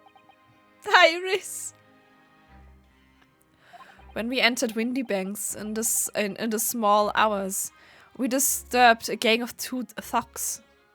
They ran out onto the street and I chased after them, but they got away. So, it was one of them who shot old Mr. Windybank, I suppose? I don't know, but that's not what the police believe at the moment. Oh, why not? They've arrested someone else as their prime suspect, you see. Gina. Ginny? But why? Well, the thing is... No! Ginny wouldn't do something like that. I know. None of us think she did. She did it. Then why have they arrested her? I'm sorry. There was nothing I could do. I'm sorry. Da soll ich gern weiter reden. I don't understand why they arrested Ginny. It's not fair. What about the two thugs that were at the scene? Why weren't they the prime suspects? After all, they shot Hurley dead, didn't they?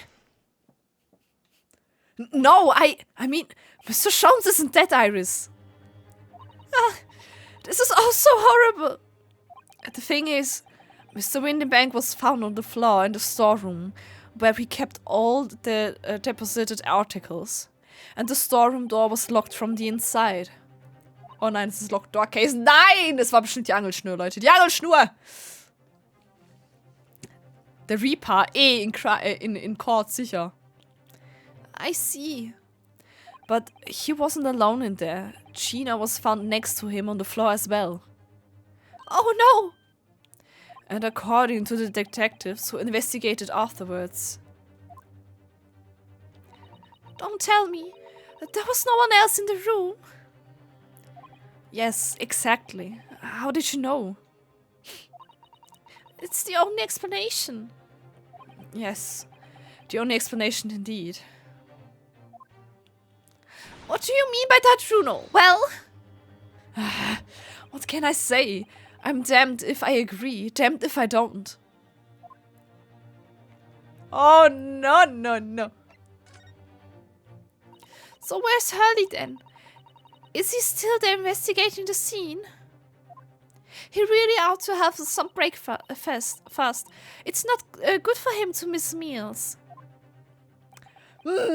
Also, weißt du, so. I don't want you to worry, Iris, but I have some news about Mr. Sholmes. Alter, das ist so brutal, auf dem Kind den ganzen Scheiß ins Kopf zu werfen. Alter, Ryunosuke, what the fuck? He was taken to hospital this morning. What? Well, when we entered Windybanks, a gun was fired and he took a bullet. Hurley was shot? No. It's alright. His life isn't in danger. Really? Are you sure? Where is he? Which hospital? Oh no! Alter, sie killt mich. He's at Saint Sinners. They're tending to him there. What do you mean? I must see him at once. I'm sorry, Iris, but you can't. Why not? That's not fair. I'm a family member. I should be allowed. No, I mean, nobody can see him at the moment. He's not allowed any visitors. They're preparing to operate, you see. Oh nein. Okay, die I see. Okay, in dem Fall entweder ist die Kugel noch irgendwo drin. Hol mal eben schnell den Metalldetektor raus. Ich meine, was? Das ist ein anderer Fall. To operate? Oh, poor Hurley. Oh no! This is so bad. It was the two thugs who were in Mr. Windybank's shop. They shot Mr. Sholmes when we disturbed them, you see. Ich hoffe, es hat irgendein gutes Bild. Mit der Kackkamera. It was pitch black inside the shop at the time. My mind went totally blank, I'm afraid. I just froze.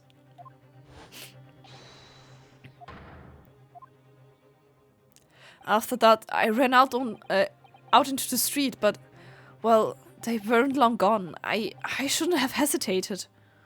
I'm sorry, it's my fault. I let them get away. I think that's a very good thing. Sorry? Well, if you'd seen which way they went and chased after them, you might have been shot as well, Bruno. Aber das hat er sich gar keinen Gedanken gemacht. Amazing. On top of everything else, I couldn't bear that. Oh, Iris.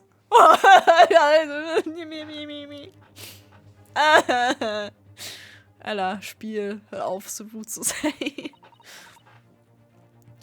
Where's Susie, Juno? She's still at the police station. Oh, why? I expect she's still being questioned. The police said they wouldn't be finished for a while.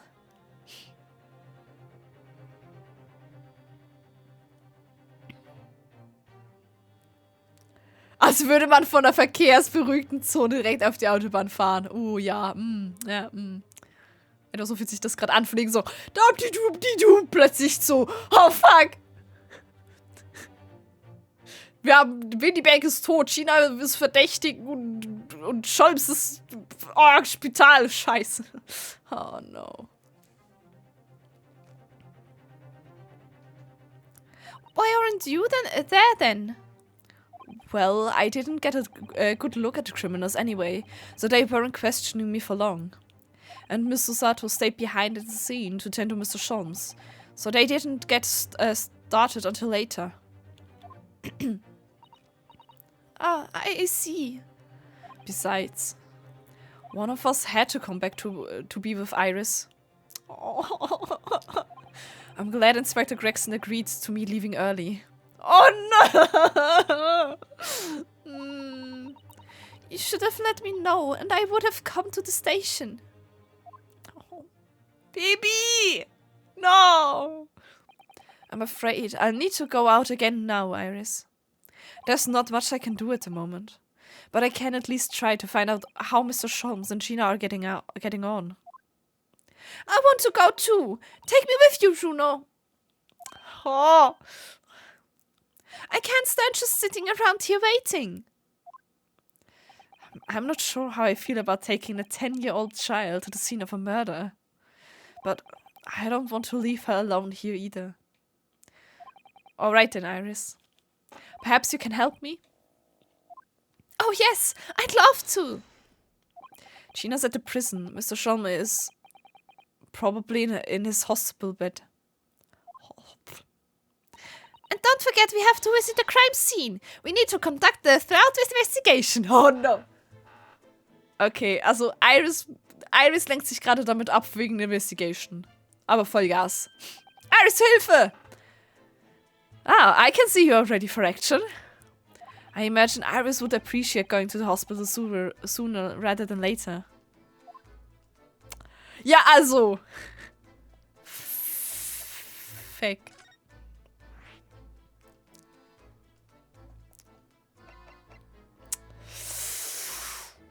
Ich will auch erst ins Hospital gehen. Das ist schon gut. Aber sagt, ich will nicht zum Spital.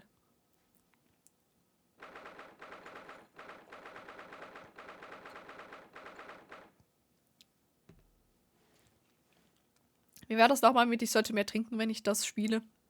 Tue ich auch nicht, ne? Schlimm. Schande über mich.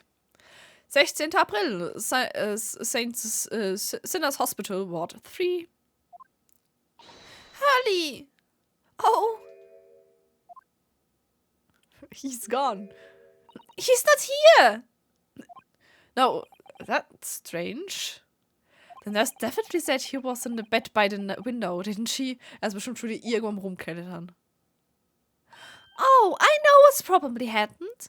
Hurley was being a big baby and the bullet wound wasn't that bad after all, so he's been sent home. I'm not sure about that, baby or not. There's no question that it was a fairly serious injury that Mr. Sholmes suffered. Alter! Oh. Hello, what have you here? Hello. This ward is off limits, no visiting. So what are you doing here, eh? Well, I have, you know. We're Hurley's next of kin. Eh? Oh. Well, beg your pardon then, ma'am. Sir. Sir! A little lady and a curious Eastern gentleman. The great mystery's over. As a mysterious family, eh? True. If that's how you see us, sure. Where is he, Constable? Where's Hurley? I believe he's currently in the operation theater, ma'am. Undergoing an extensive operation. Extensive? It has been several hours since he went in. Narkose wurde 16.10.1846 erfunden. Welches Jahr haben wir?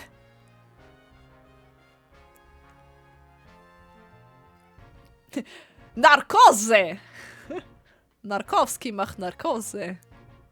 Also mit Schlag auf den Kopf. I mean, what? Oh dear. Is he going to be alright? Well, it doesn't appear to be working, you see. What? The anesthetic, that is. Oh, that's no. Oh, no. Oh, I've heard a report that the gentleman's claims he may have a little too much to drink last night. Coffee, that is. No! aber, okay. Das ignorieren wir jetzt. Dass dein Körper dann trotzdem ist, dich trotzdem müde macht, auch wenn du Kaffee hast. Egal. Egal. Ignorieren. Narkose. Anyway, I think it would be fair to assume that you won't be back here for several hours yet. I see. Thank you, Constable. Perhaps we should leave and come back later. oh, poor Hurley. Na then, let's go.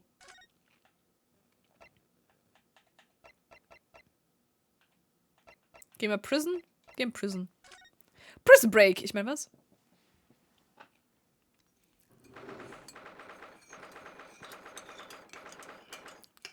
April. Local Prison. Zelle 13.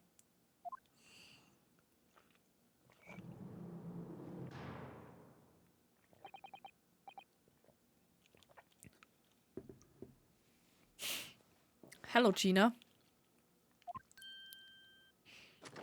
Ah! Aber die Granate hat sie noch. Ja, also. Ey, nicht schießen. Oh, you still have the grenade launcher, Hurley, and I made? I wish you wouldn't point it at me all the time, though. Die Musik ist gut. What are you here for? Jenny. I have a feeling it's because of us that you've ended up in trouble. So we were thinking that we might be able to help you. Well, you can't. Sorry? You heard. Get lost. Don't be like that, Ginny. I know you didn't do it. You never shoot you'd never shoot someone. I just know you wouldn't. You think you know me? Pull the other one. Oh. You ain't got the first idea about the likes of me. I'm a thief. I pinch people's purses when they're walking down the street. That's how I get by. And if I saw me chance, I'd sneak into a pawn shop any day of the week.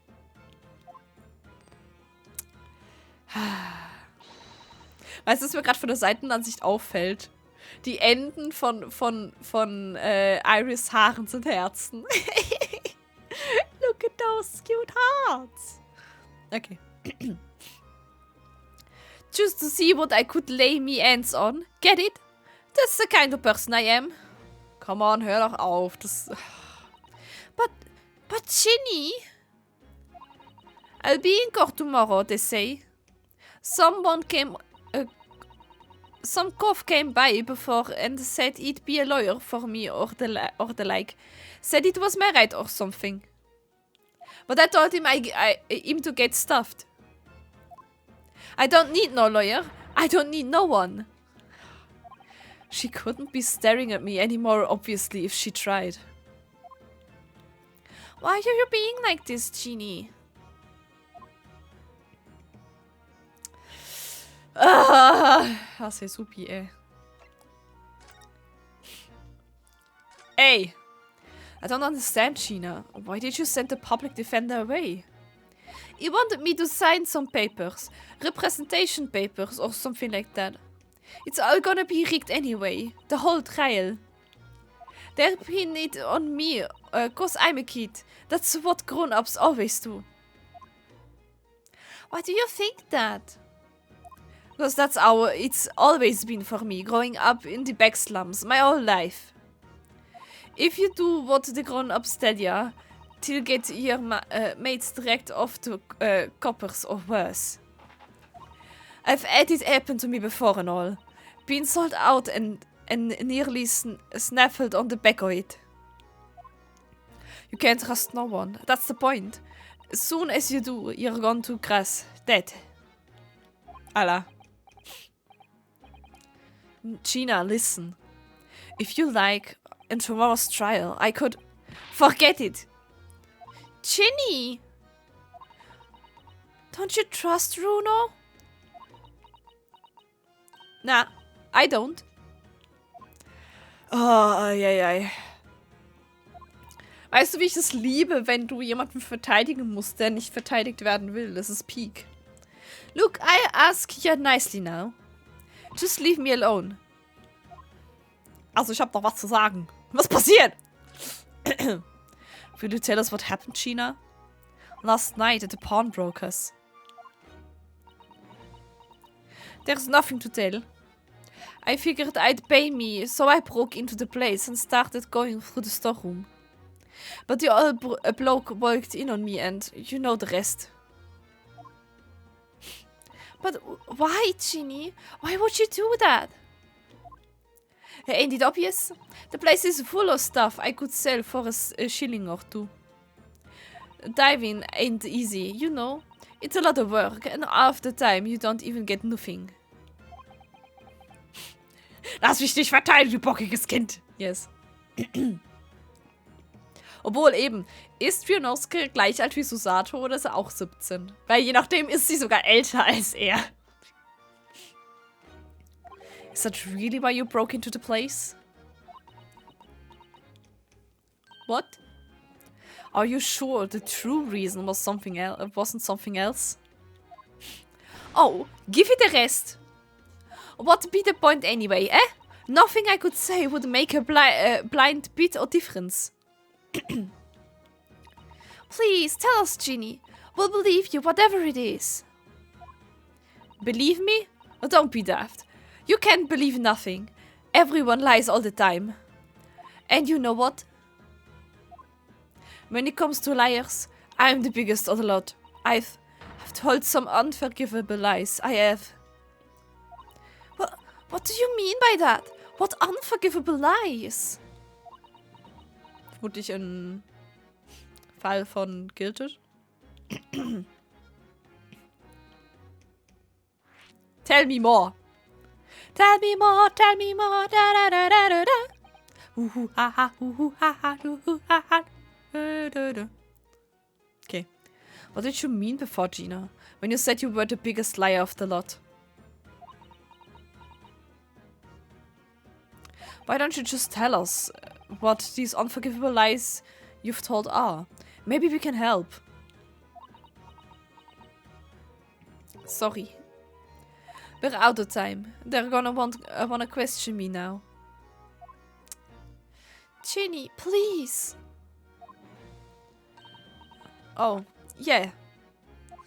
I wanted to give you this. Something to remember me by. Bild von einer Katze. It's adorable! A photographic print of a really adorable cat. Guck mal, das Schneemann im Hintergrund.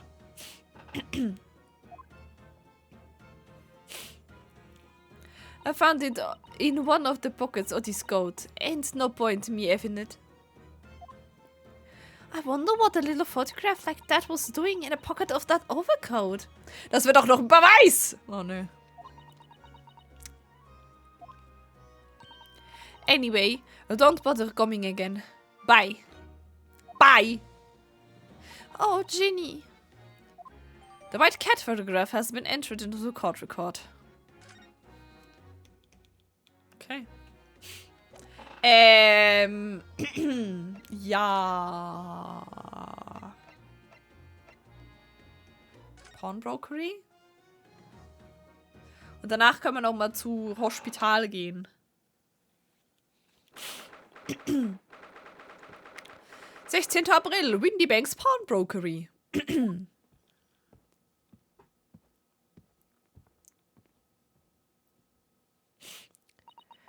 This is where it happened then. Last night. That's right. The two thugs I told you about were obviously ransacking the place, looking for valuables. But apart from the policeman in here, you wouldn't know anything had happened. There's no sign of a disturbance. Ja, das Glas ist kaputt. No, you're right about that, actually. In fact, if anyone, it's the police who seem to be the ones doing the ransacking. I know what you mean. They're like a gang of organized criminals, all dressed in black. Schwarze Organisation! Okay. Oh, I heard that. Alex. Oh, Inspector, good morning. Suppose I owe to thank you for your vigilance last night. We got to the scene before it was disturbed at least. Shame you let the two rogues get away with mine. Yes, I'm sorry about that. I thought you'd assigned extra men to beat around here, Grexy. Now look at what's happened. Hallie's been injured because there weren't enough police on duty. Oh, jetzt aber. Jetzt musst du ihm nicht ein schlechtes Gewissen machen. Ah! Der Blick von ihm. Your ladyship! Oh no. Stimmt. No one told me you were coming. Hallo T. Hello. I expect you to take full responsibility for what happened to Hurley and see he has the very best medical care. Oh no. Alter, was macht die bitte für Blackmailing? Alter, das Kind macht Blackmailing. What the? Okay, ich meine, klar. Habe ich mit 10 Jahren auch gemacht. Also, wer nicht wahr? Die armen Pommes. Ja, Alter. Klatsch. Hat nachher Kartoffelmus.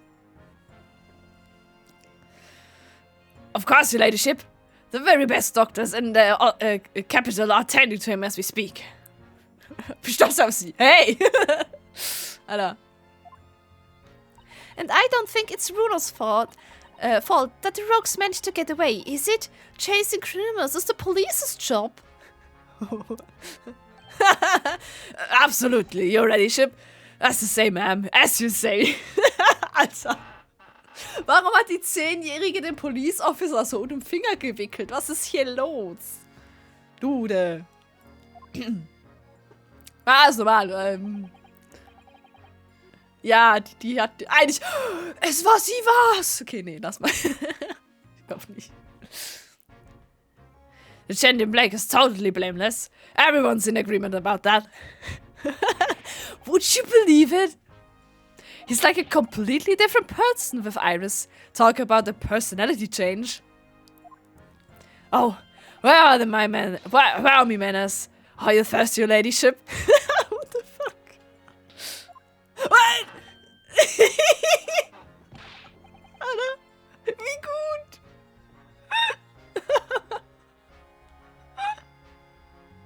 Alter.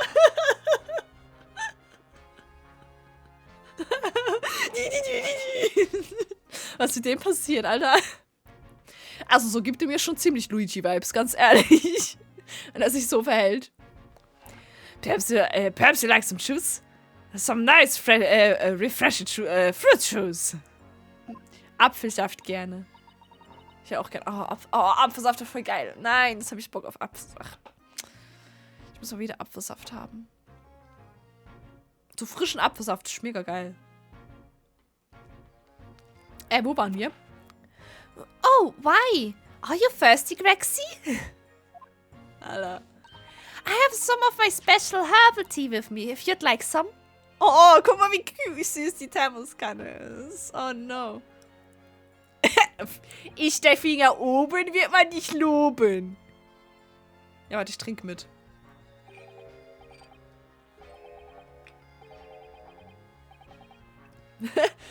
Luigi, man wendet sich nicht gegen seine Familie. Luigi. Lovely. Very much. That really hit the spot, your ladyship. I don't even recognize him like this. What's going on? Some chips. So, tell me more. Ladyship. Erzähl mir mal die Investigation, bitte. So, how is the investigation going, Inspector? Nothing to it, really. A very simple case, this. There's some very definite evidence. We're just about to charge that diver we arrested last night, in fact. Luigi Mario und Mario. Ah. Ich meine, er hat sogar eine grüne Krawatte-Dingsbums an. Der ist voll, er ist Luigi. Luigi Gregson. Ne, warte, was ist, sein Name ist Thomas, ne? Thomas Luigi Gregson. Gina? You're going to charge her? That's right. Should be able to bring her before the judge at the Bailey tomorrow. Oh no. Definitive evidence, you say? What is it? Come on, show me. Your ladyship, as much as I wish I could oblige you, I'm afraid. She is so cute. Ah, I see. You've already captured the pair of thugs who broke in here last night, haven't you? Have you? So. What the? And you're going to put them on the stand as witnesses, are you? How could you? How? Ja, ich frage mich auch. Ah, sie ist voll gut. Sie könnte auch voll bei Con mitmachen, ne, in der Gruppe. How could you possibly know that? I had a feeling, that's all. Remind me never to try to keep a secret from Iris. So, you've arrested the two men who shot Mr. Sholmes, have you? Well, yes. They were rounded up pretty quickly by the lads on the beat. And Mr. Strahd is being held at the prison? Should be.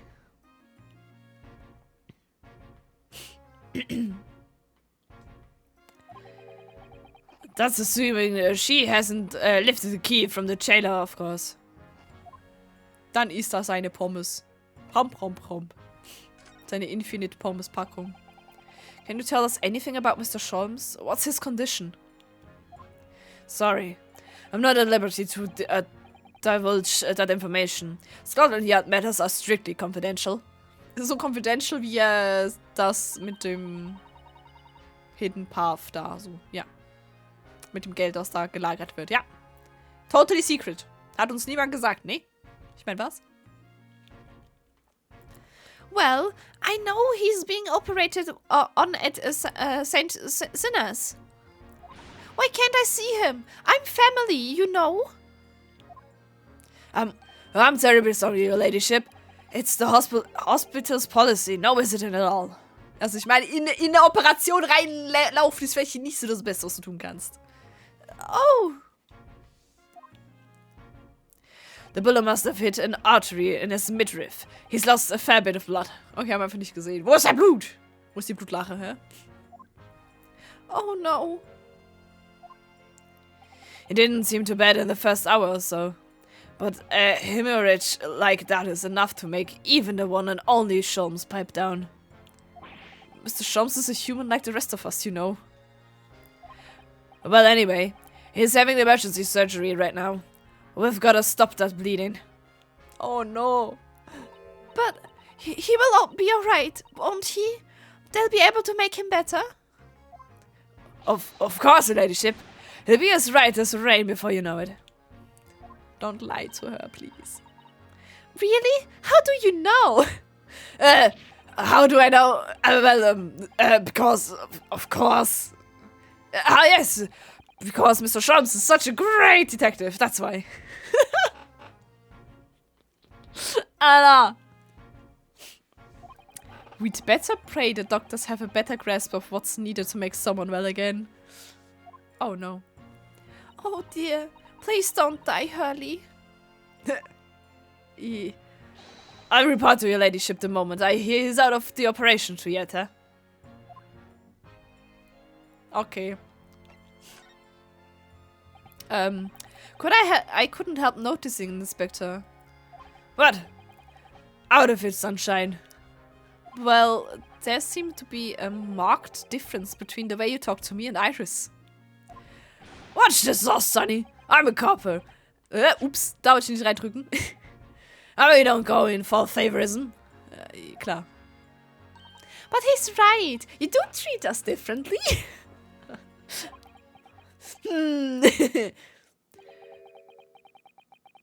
It's cause of those Adventures of Sherlock Holmes stories, that's why. Oh. I crop up on him, don't I? Inspector Tobias Gregson. Oh, well yes, because you were an acquaintance of Hurley. What did you write about the Inspector, Iris? I don't remember really. I was on one of Sholmes' lines. Gregson is the smartest of the Scotland Yarders, is how he put it. Oh, did I write that? And you know what that one line did for me, eh? The very next month, my pay doubled. Doubled, I tell you. Sehe ich schon, gut. That's amazing. Oh, because everyone at the yard reads them. They read all the Sherlock Holmes stories. Nicht Sherlock, Herlock. Damn it. They've even set up a fan club for me. Geil. Of course. That explains everything. It was around that time that you became such a toady to me. Can you blame me?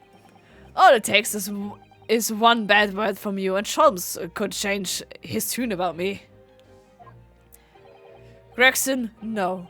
The great detective will say he's getting quite overrated these days. I think that would happen to my salary if that came out in print, eh? Also, es geht ums Geld. Gut. The whole thing gives me the willies. I can't tell you how many nights of sleep I've lost to worrying about it. Okay. But that would never happen, Grexy. Every month, when the new Rents magazine comes out, my hands are trembling as I turn the pages. Alter. Oh, how awful for you. Here, have some of my tea to settle your nerves. What tea?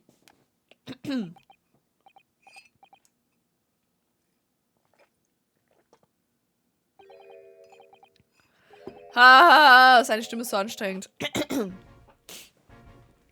Lovely. The tea, very much. That really hit the spot, your ladyship. Teetotal.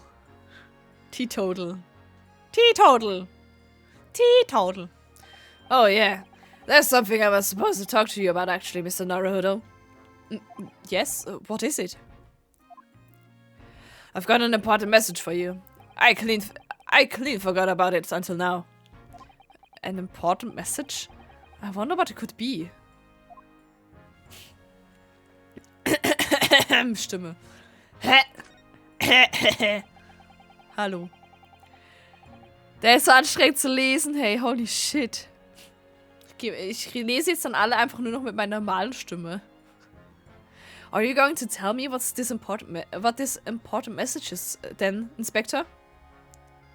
Gute Nacht, Lünku. Schlaf gut. Bye.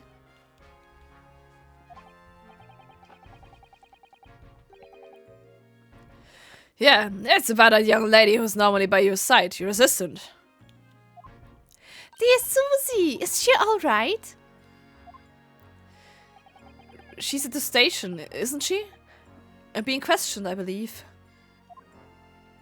Nope, not anymore. She had to head off. Head off? Where? View hat überhaupt nicht aufgepasst, ne? The Lord Strongart's office, of course. He summoned her. Ah, yes, of course. I'd forgotten about that. One of the whip stocks took her there in a yard carriage after we'd finished questioning her. But she asked us to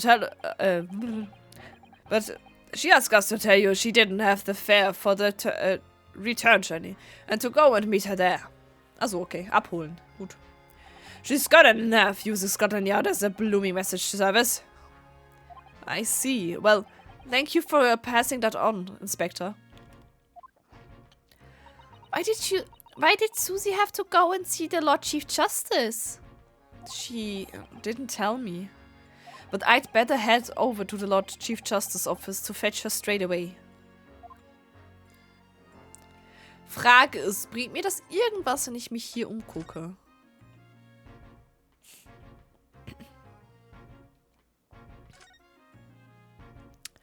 Alright then, let's see what we can uncover. Oi, what are you doing, Sunshine? You can't touch anything in here. Oh, but we were hoping to investigate. This is a crime scene, for Pete's sake, no touching. Oh. What is the problem, Grexy? Runo's a lawyer, you know that. Oh, I'm ever so sorry, your ladyship. Ever so sorry. The rules and regulations are a thorn in my side.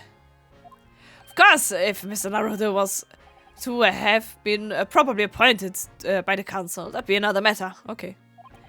The accused? If you could show me some representation papers, I'd be only too happy to let you nose around. Okay. Did you hear this, Runo? You need Ginny to sign some representation papers. It looks like presenting the detective here with the correct paperwork is the only way. Ich habe ein Bild von der Katze. Reicht das? Okay, aber wir dürfen hier nicht rumgucken. Das heißt, ich vermute, wir gehen zu Lord Chief Justice Office.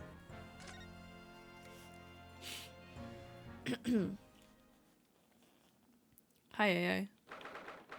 Brille und Headset matchen nicht so gut.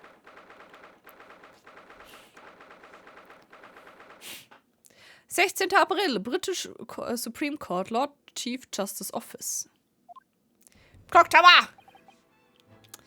Yes. No matter how many times I come here, I always get the same sense of oppressiveness somehow. Die Musik hier. Do you think the place is oppressive? I think it's normal. How so?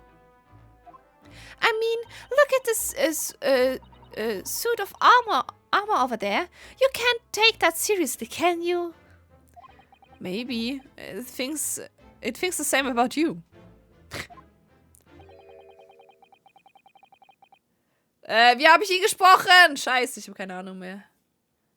Wie habe ich ihn gesprochen?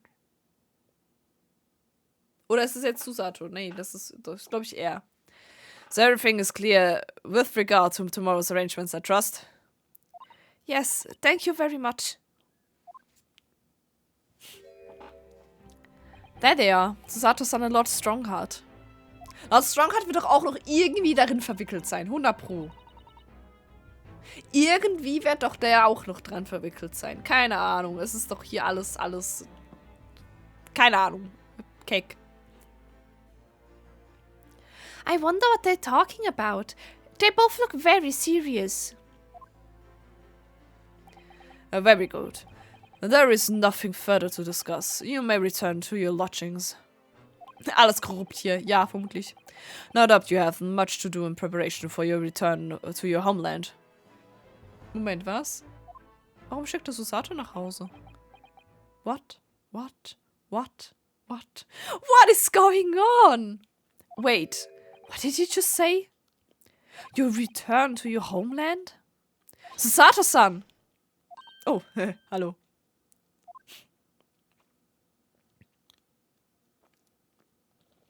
Vögel im Hintergrund. Oh, Mr. Naruhodo. What was that all about? Okay. Ah, Mr. Naruhodo. Thank you for coming to collect your colleague. What's this all about? Why were you talking about Miss Susato's return to her homeland? And tomorrow? What is going on?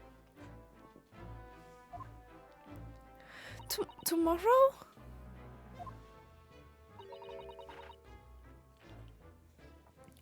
But what about Ginny's trial? You mean... she's been formally charged now? Oh dear.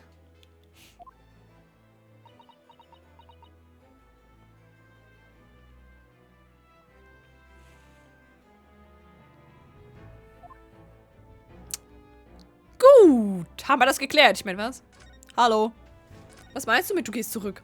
Miss Susato, what's all this about? Oh, please don't concern yourself, Mr. Naruhodo. It's only me going back to Japan. Your life here can continue, just as it has. That's not what I asked. What happened? Why are you leaving? Can't leave me alone, Susato. It's my father. He's fallen ill. Oh no! Professor Mikotoba? Oh no. Ja, hab ich dir ja egal, ich will keine, der muss ich hier nicht reden.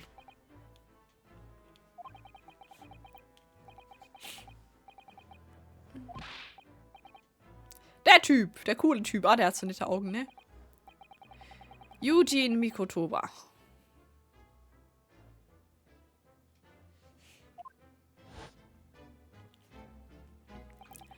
We received an internal telegram from the Empire of Japan informing us of the news. 10 days ago, father collapsed with a fever. The cause is apparently unknown. And it seems he grows weaker day by day. I don't believe it. As you are aware, the voyage from here to your country's capital, Tokyo, holy shit, lesen. Tokyo takes some 50 days. 50 days. Die kommt doch nie an, bevor der nicht tot ist. I thought it would be prudent to hasten Miss Susato's departure as much as possible. Yes, absolutely.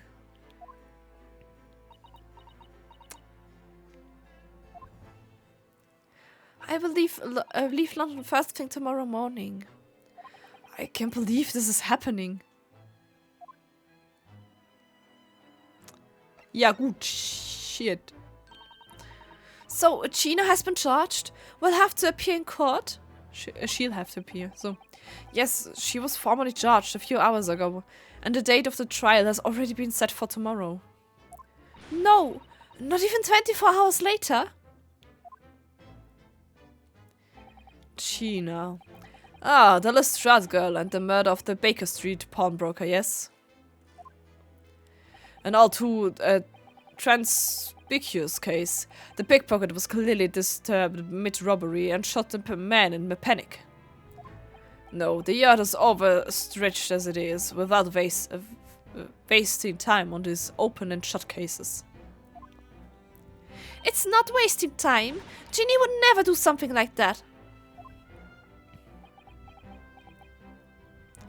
Mr. Naruhodo. Oh, yes, Lord Strongheart? In defense of your fine service to date, I shall overlook this young girl's insolence. Oh, Alter. Alter, sie ist 10, lass sie in Ruhe. Okay. But I have no recollection of admitting a child into my office. Leave now. Oh, Alter. Rude? Of course, Lord Strongheart. Criminals will tell the most palpable lies in order to evade justice. The police can ill afford the time it takes to unravel all the untruths. Meanwhile, more crimes are perpetrated. We have far more serious matters with which to contend. Serious matters? Didn't Gregson mention something like that yesterday? Der da hat Manfred von Karma Energy. Ja. Yes, Inspector Gregson made a similar remark yesterday. It's no concern of yours, though. I'm sure I need not remind you of that. Gut. 3 minutes precisely until my next meeting. You must excuse me. There's just one more thing, Lord Strongheart. Which is... It's Miss Lestrange's trial. I wonder if you might permit me to defend her. A timely suggestion. Sorry? The girl currently has no representation. But that's not fair! Yes, she may be a pickpocket, but she still deserves a fair trial. Do not misunderstand me, young lady. The government provides for those too poor to afford representation with a public defender. The accused need only sign the relevant paperwork, and the defense barrister will be assigned to the case. However, the young girl in question has refused that right. Why would she do that? A question you would do well to direct at Miss Lestrade. You'll find her at the local prison. Yes, thank you. Da waren wir schon. Aber ja. Now then, it's time I was leaving. Good day to you. Okay. What a day. Gina charged with murder. Susato's son about to leave.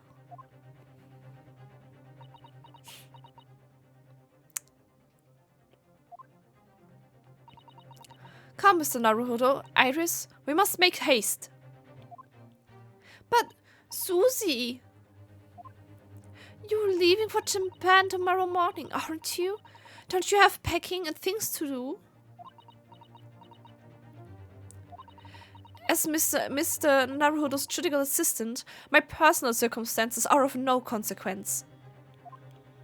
My sole purpose remains to help you in whatever way I can. Thank you, Mr. Sato. That's a very pensive look. I think we ought to visit Gina first. In any case, I should like to wish her well before I leave. Yes, that sounds like a good idea. Let's go. If I'm honest, this has completely thrown me off. I just have to do what I can, as a lawyer. Ja, gut. Okay, gehen wir mal in Prison. Prison! Mal gucken, ob wir die Investigation heute noch durchkriegen.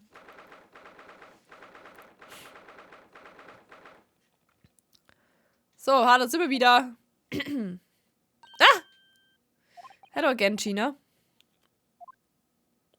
Ja, ist okay. Smoke grenade.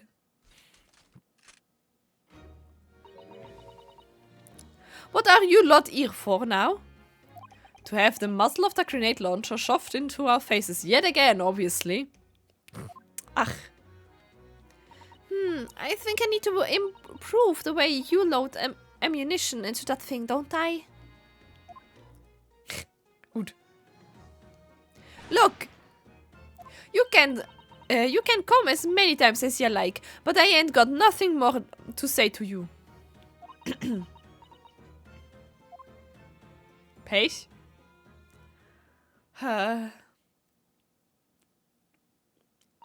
Gina, I wonder if you might hear me out. There's something I'd like to say. What? I'm sorry to say that I must reluctantly bid you farewell. Eh? Farewell? Tomorrow I must begin my journey back home, to Japan. I fear we may never meet again. Oh, right.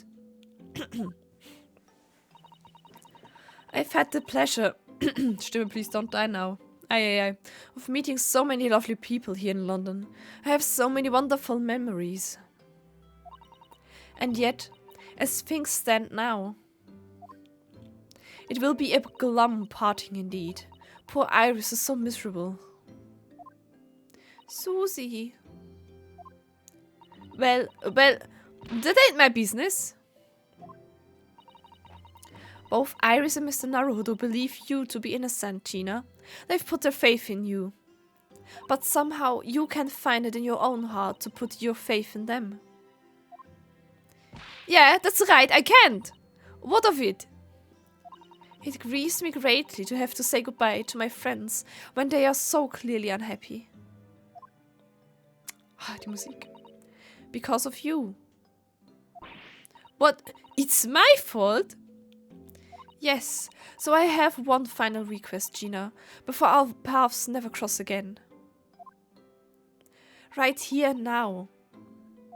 I want you to show both of them that you don't deserve the fate they've invested in you. Eh? Only by doing that will you truly be as alone as you claim to be.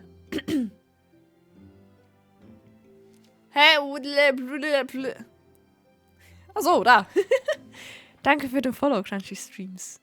Hello. War ich gerade kurz verwirrt, weil ich den Namen vergessen habe, dass ich den habe. Ups.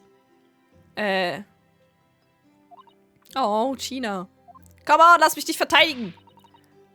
What are you talking about? What do you expect me to do, eh? You've told us that everyone lies. Oh, Lincoln sent you. Hello. That was so cute of him. He asked if it's okay if he sent people my way. Like, okay. Can't really say anything against it, so. Yeah, also mostly stream in German, but like this game is mostly in English, so. He's a good human. Yes, very much. So prove it by admitting one of your own untruths. Gina, go! What about what you said before, Ginny? You said something about unforgivable lies. Tell me. You must tell Mr. Naruhodo and Iris the truth now. That is my last request before I leave. My last request as a judicial assistant. No, I can't.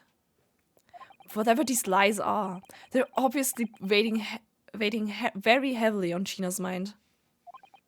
Gina, I could be wrong, but is it something to do with what happened 2 months ago? Something about that trial? Oh no. Not that trial! McGilted. Uh-oh. Of course. Huh? The one in which Magnus McGilted was acquitted. Uh-oh. Oh.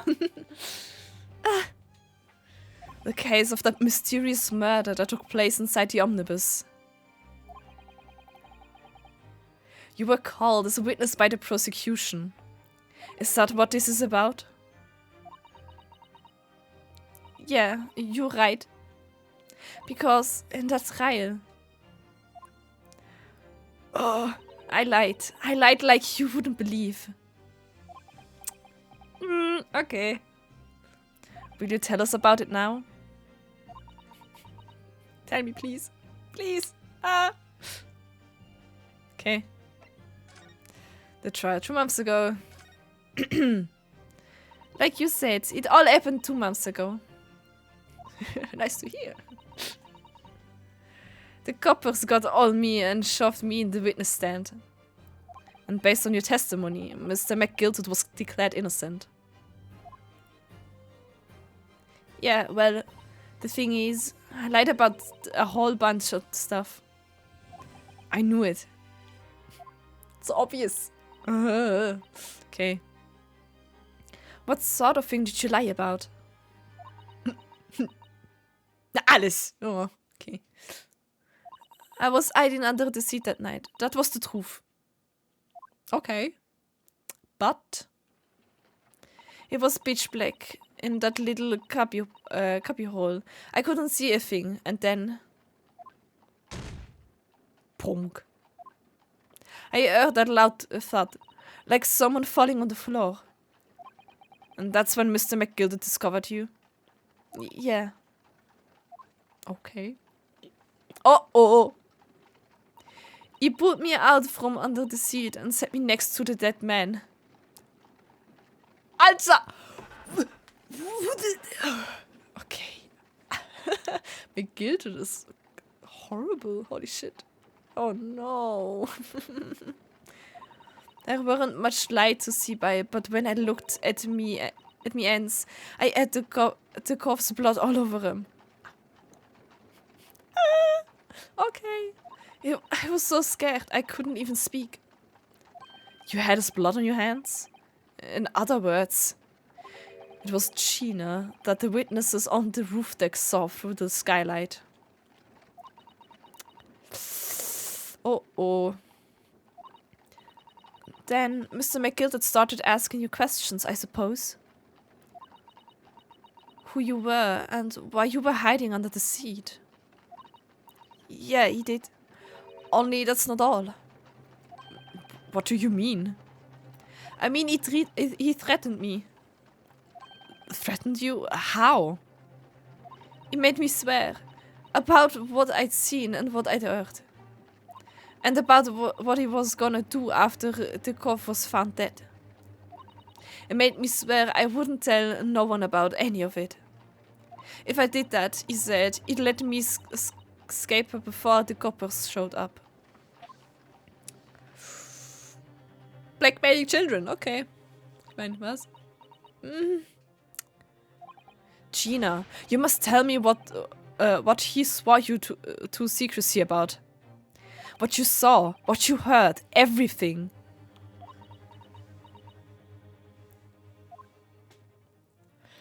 Oh. Okay. What you saw. You said McGilton made you swear not to tell anybody what you saw. But you were in the pitch black compartment under the sea the whole time, weren't you?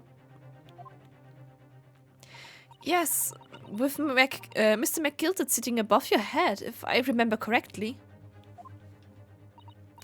Yeah, that's true, but it was when I heard the thud of the calf eating the floor. I let out a little scream, see? Couldn't help it. McGilton heard that and dragged me out by my arm. And that's when I saw it. It was on the floor next to the old... words. Holy shit. Old geezer. What had been stabbed. A disc. All bright and shiny. Music disc? A disc? Do you mean... Yeah, that's it. The one what the D took off me at Windy Banks. So the music box disc was there, on the floor of the omnibus. Not for long. McGilton spotted it straight away. He picked it up smartish and stuffed it in his inside pocket. So that disc was in the omnibus 2 months ago at the scene of Mr. Mason's murder. And the holy shit words. And the bog trotter told me I weren't to mutter a word of it to no one. Okay. Okay, disc war da. Cool. What you heard. Because it was so dark under that seat in the cab. I was straining my ears the whole time. After a while, I heard the door and footsteps inside the cabin. Presumably, that was McGilton getting on board. Ah, not only him. Oh. Because I could definitely make out the footsteps of 2 people. Cool. In that case, it would seem likely that it was McGilton and the victim. Mr. Thrice-Fried Mason. In his testimony during the trial, McGilton claimed he slept during the carriage ride. Slept. Lesen! Holy shit, slept! Bah! Don't want to read him again.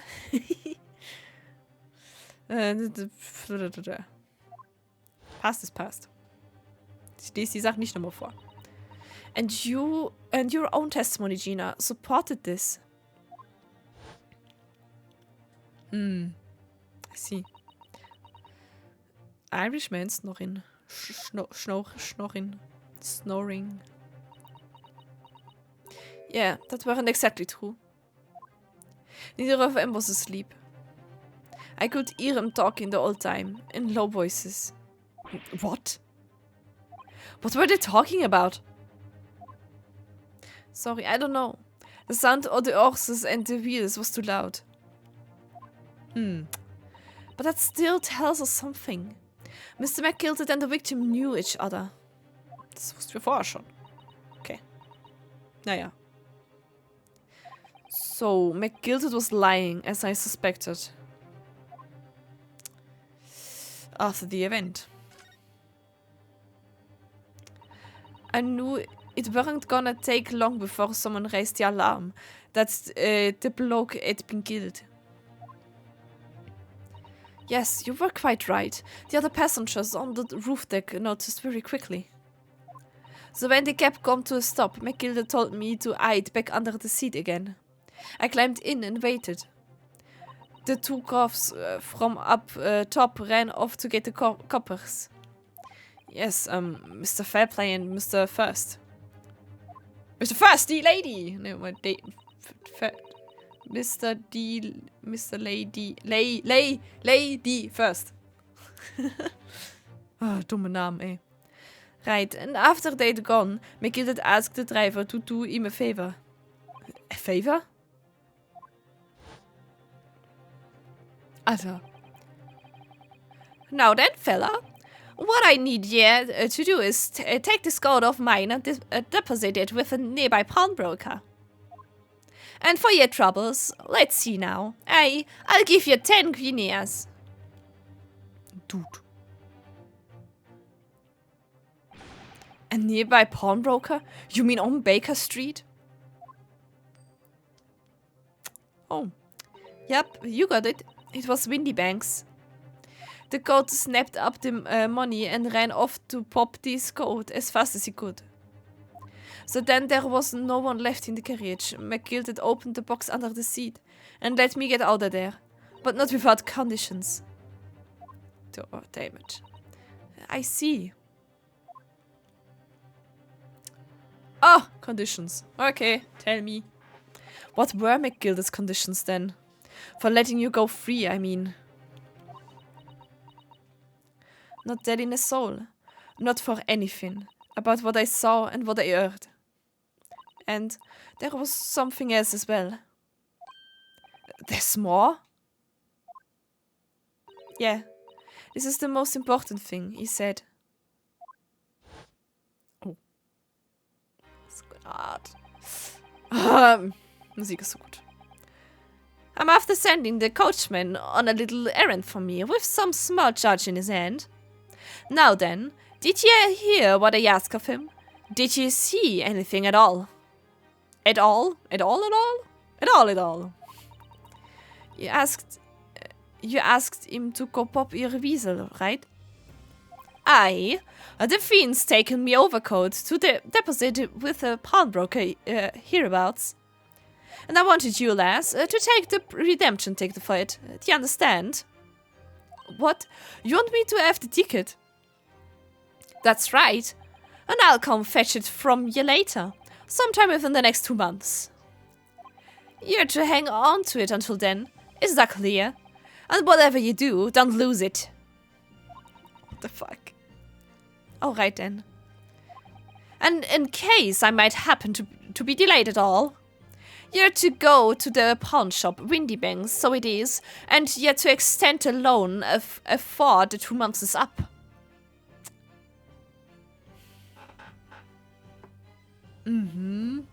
What the fuck? Okay. If you forget, the article will be forfeit and any old fiend could come along and buy it. But I ain't got that kind of press. Here's £5. That should be enough. Alter.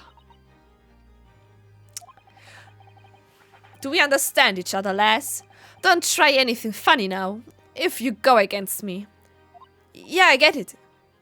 Good. And one more thing. In a few days from now, you'll be visited by the police, I've no doubt. The coppers? Aye. Then I'll come asking you to take the stand in court, to testify as a witness. Ja, feine Boss-Vibes. Uh-oh. So let's just have a wee chat about that, shall we? What is it that you might say, and what is it that you want? Alter. Yay, okay. Mhm. Point. Good. Nice. Great.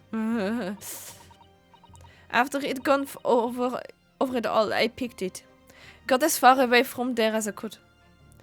I did the pawnbroker's ticket in some bush near the scene. I went to fetch it the next day once it got dark. So, McGill the planet. And... Warte. Cost. Oh, nein, ups, Hilfe. Worte, die ich nicht kenne.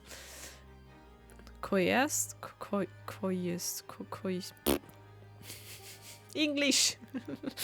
Gina to giving false testimony. Zu viele komplizierte Worte hier drin. Schlimm. Okay, that's the thing. Great. But you're ready to string me up, eh? I lied in that big old courtroom. I told some caucus. But anyway, the thing is, he said he would make it so we couldn't live in the East End no more. That's what he threatened me with. Okay. What a wicked man. He knew everything what went on in the back slums. He knew we had no one to look after us, and we was all just looking out for each other, getting by together. So you mean McGill would have? In an heartbeat, he could have had the lot of us chased out of there if he'd wanted. And then where would we have gone, eh? Nowhere, that's where. So I didn't have no choice. Thank you, Gina, for telling us everything. But I'm for it now, eh? Go on, admit it. You must be livid. Well, you can make amends by doing me a simple favor. A favor? What? Sign the representation papers for tomorrow's trial. Eh? If you don't actually want me to represent you in court, you can rip it up later. But we need that paperwork, or we can't investigate. The police won't let us. Investigate what? The scene of the incident last night. Mr. Shams was shot, you see. You what? Hell is having a big operation right now, Ginny. Is it that bad? Is it bad? Is he gonna be alright? Shams is gonna be alright, right? Yeah. That's why I want to investigate, for Mr. Shams' sake, as much as anything. Right.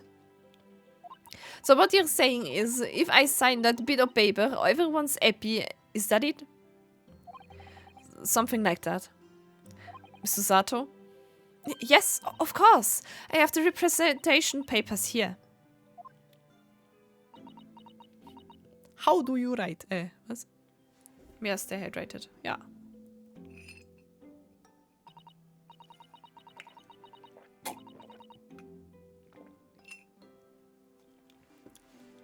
I don't need no one to stick up for me though. No lawyer, nothing. Nothing. Okay.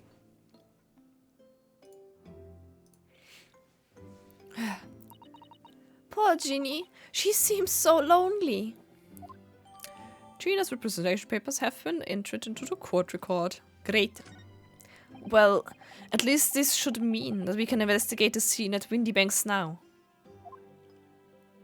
Yes, and perhaps we can come back to visit Ginny when we're done there. Oh. Iris, so cute. Cute bean. I feel like we've finally cracked Gina. She's opened up to us at last. And now I have her representation papers. No one else knows just what a responsibility that is. Anyway, for now it means Inspector Gregson can't stop us investigating at Windybanks. Although, something tells me he's not going to be happy about it. To be con...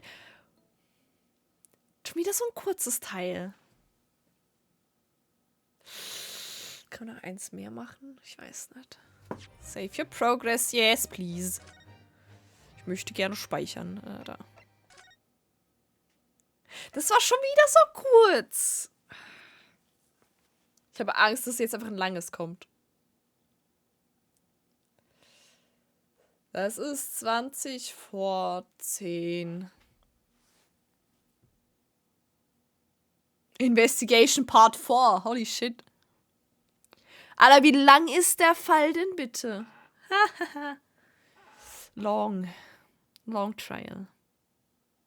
Machen wir noch eins? Ganz ehrlich, Investigation stört mich weniger, mittendrin abzubrechen, als Trial. Mit Trial ist blöd. Ja, komm. Meine Stimme ist am Arsch, aber egal. Wir gucken nochmal. 16 April, 1:26 p.m. 1:26 Uhr nachmittags. Windybanks Pawnbrokery. Here we are again at the scene of the crime. Now to thrust these representation papers in Gregson's face and see what he makes of them. Hello! Hello again, Inspector. Do you have a minute, please? Fish chips. What's it now? You should go home and get some rest. Yeah. Here you are, Grexy. Here are the representation papers. Whoops. Your ladyship? How? Magic. Magic! I mean, what? Whoops. Hoppala! Whoops. What's nicht? I don't believe it. How the devil did you get that stubborn little ragabash to sign that? Ist gut. I salute you. This is good work, that is. Nice. I can see you've been very busy here as well. How about some tea? It's a special blend designed to relieve fatigue. Get wrecked. Genau. Mhm. Tea. Ah, lovely. Well, let's see now. Yes. Yes, I hardly feel tired at all. I'm as fit as a fiddle, your ladyship. Would it be alright if you investigated the scene of the crime then? Do as you please. You know where it happened, though that door behind the counter. Yes, the storeroom. That's where I discovered Mr. Windybank and Sheena. Guter Tee. Ich meine, Tee hat auch Kaffee-Eigenschaften. Also Schwarztee hat auch Dings drin. Da, Koffein. Koffein.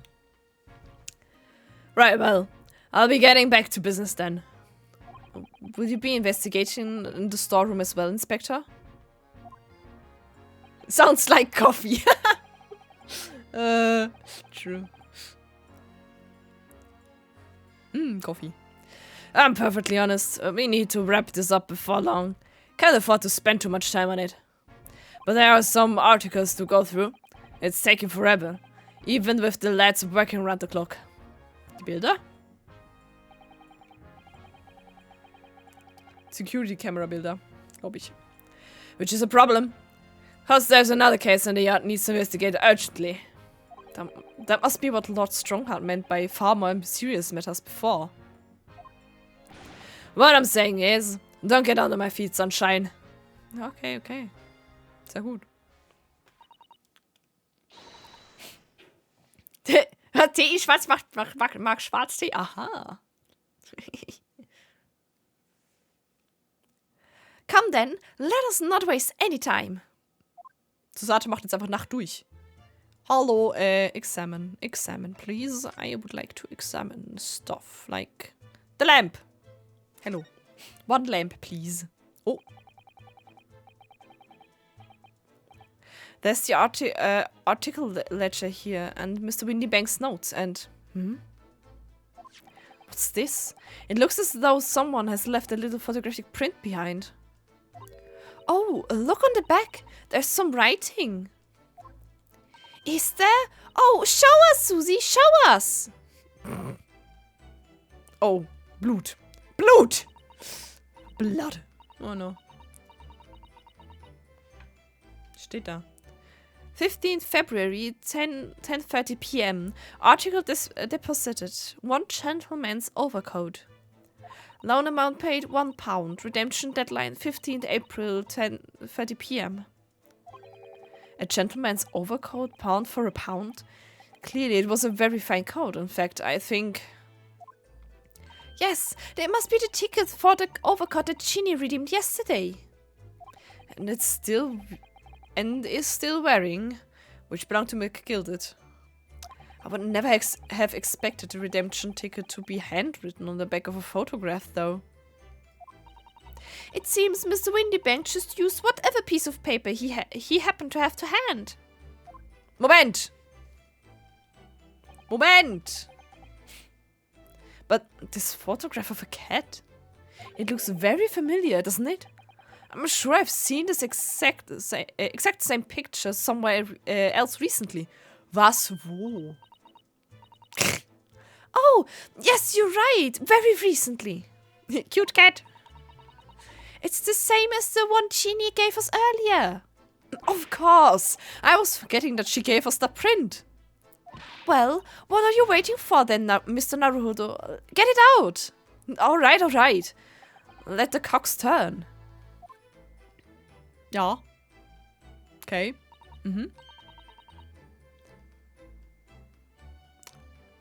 It's actually not the same. The cat moved. Yes, they are exactly the same. No. Well, if the one in the on the counter was supposed to was used as a redemption ticket, perhaps the other photographic that Gina gave us has something written on the back too. Has it? I've got it. These two photographs hide an amazing secret. A secret? What does she mean? You must tell us, Iris, at once. Oh no. Do you really want to know? Yes, we need you to tell us all about what, all you know about this pair of photographs. Tell me. Tell me. So, Iris, about these two photographic prints. The one we found here on Mr. Windybank's counter and the one Gina gave us before. It's not the same. What is this amazing secret you mentioned that's hidden between these two identical prints? Actually, that's not quite right. Sorry? If you look carefully, the two prints aren't the same. Not exactly. They're not? Mionoska, please. Mach deine Augen auf! Naja, gut. Okay. Have another look at them now. Ja, die Katze guckt anders. I can see. Can you see that they're just slightly different from each other? I think so. It's very subtle, though. That's very subtle. But what's the reason for the subtle difference between the two prints? Oh, well, it's because they're a set, you see. I can see through lies, but I can't see that the cat moved. Oh, genau. No, I don't. This pair of photographs is meant to be used as a stereoscope. Everyone in London is raving about them at the moment. Ah, a stereoscope. Why do I feel as though I've heard that word before recently? Yesterday! Ryosuke, yesterday! God damn it. Oh yes, that's what Mr. Shams showed us yesterday. Da. You see? There is it. Just over there. Ah, yes, of course. That magical machine that makes pictures look almost real enough to touch. Well, actually, it's quite possible to see the same depths in pictures even without one of those contraptions. What? Really? Ja, really. View is echt One-Head. Do you know how a pair of flat photographic prints can appear to have any depth in the first place? No, I have no idea. Science! Oh, wonderful! Then I'll be able to tell you. She's over the moon, bless her. Should we let her explain, though? We really need to carry on investigating this scene. I, for one, simply have to know. Damn it. Yeah, tell me. How stereoscopic prints work? Have you ever considered, Runo, how your eyes see depth in the world around us? Well, I just opened them and it works. Ah, one head.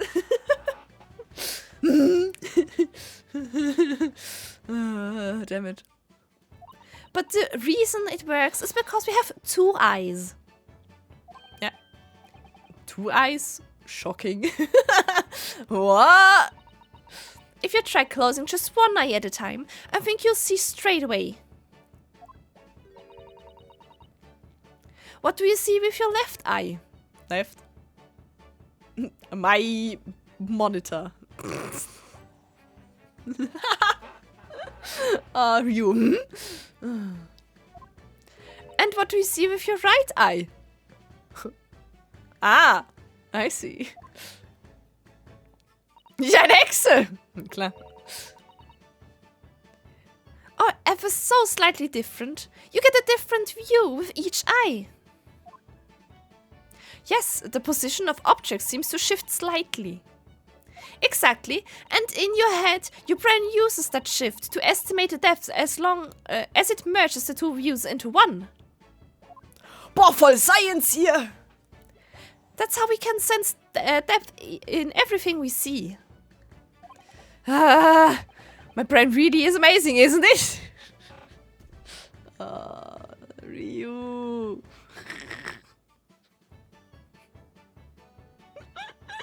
Ah! It does so much without telling me. What? Oh no, Ryu. Ah, I think I see. So the pair of photographs consist of a left eye view and a right eye view. Is that right? Oh, well done, Susie. You're so quick. Ryu is a slowpoke.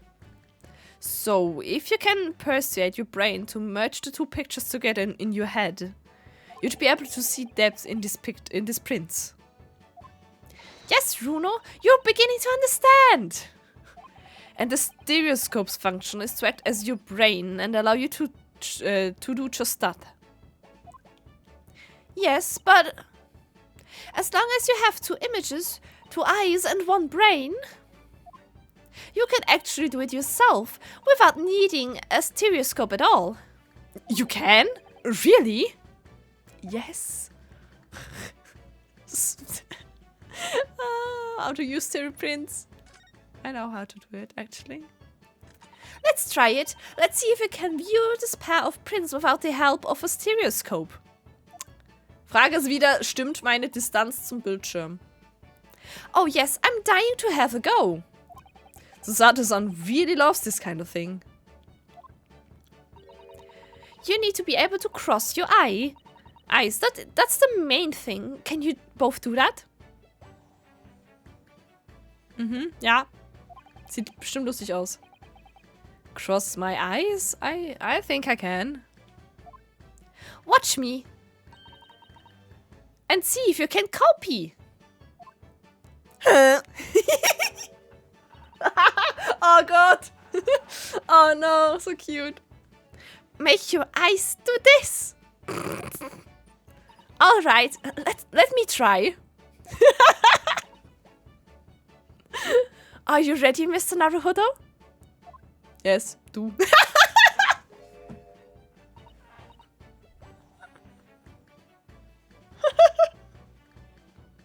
This is peak. I love it. Oh God. Oh my God. There, how's that? Wonderful! Now it's your turn, Bruno. The trick is to concentrate on looking at the bridge of your nose with both eyes at the same time. Peak game design. Yes. And now to the other side of the eyes. Das kann ich nicht. Not exactly an easy task when two people are staring at you cross-eyed. What? Alright, that's enough practice. Now let's try it looking at the prints. So, jetzt ist die Frage, kriege ich die Distanzen? Start by staring at one point and slowly crossing your eyes. You will see two overlapping images like this. You try it now, Bruno. Oh Gott, kann ich das? Scheiße. I'm just going to have to give it a try, I suppose.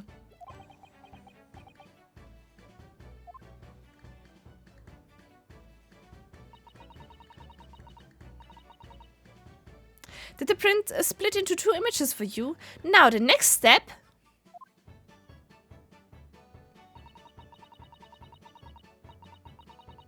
is to put a pair of prints side by side like this and then to try crossing your eyes again. Why do we do this?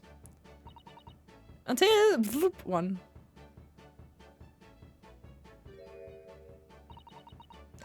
They form a new single image in the center. Oh yes! Mr. Naruhodo, it works! I can see it in the middle now. It looks so real. Oh, I could look at it all day. Please don't. I wouldn't advise that. Your eyes might start to hurt. Your turn, Bruno. Oh no, I can't. Shit.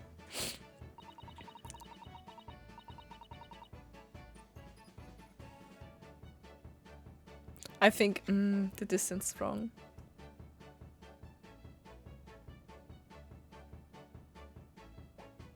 Nope, distance is wrong. Sind zu weit weg. Ich müsste mal eben... Hallo.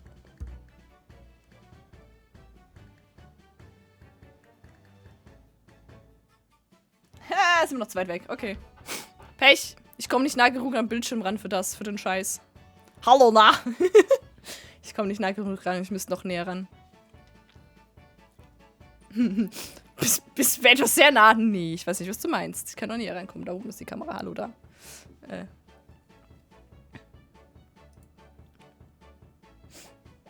Ups. Okay, dann lassen wir das. Theoretisch kann ich das. Praktisch gerade nicht, wegen Distanz.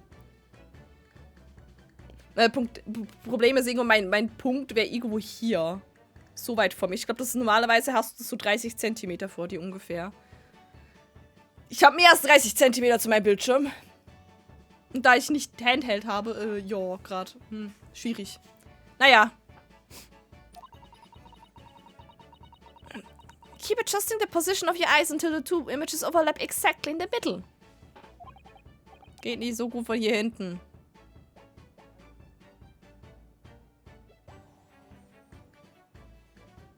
Nee, ist weit weg. Das ist aber nicht so Corona-konform. Aber das ist der Bildschirm da. Plexiglasscheibe von mir. Ah, ich krieg's nicht hin. Nee, Distanz bestimmt nicht. Ich bin da legit zu weit weg davon. Naja. Like, this is it? It sure does work. Ich würde es gerne machen, aber... Warte, ich mach kurz die Kamera aus. Ihr müsst nämlich nicht ins Gesicht starren. Wenn ich Distanz finden muss. Moment. Ah!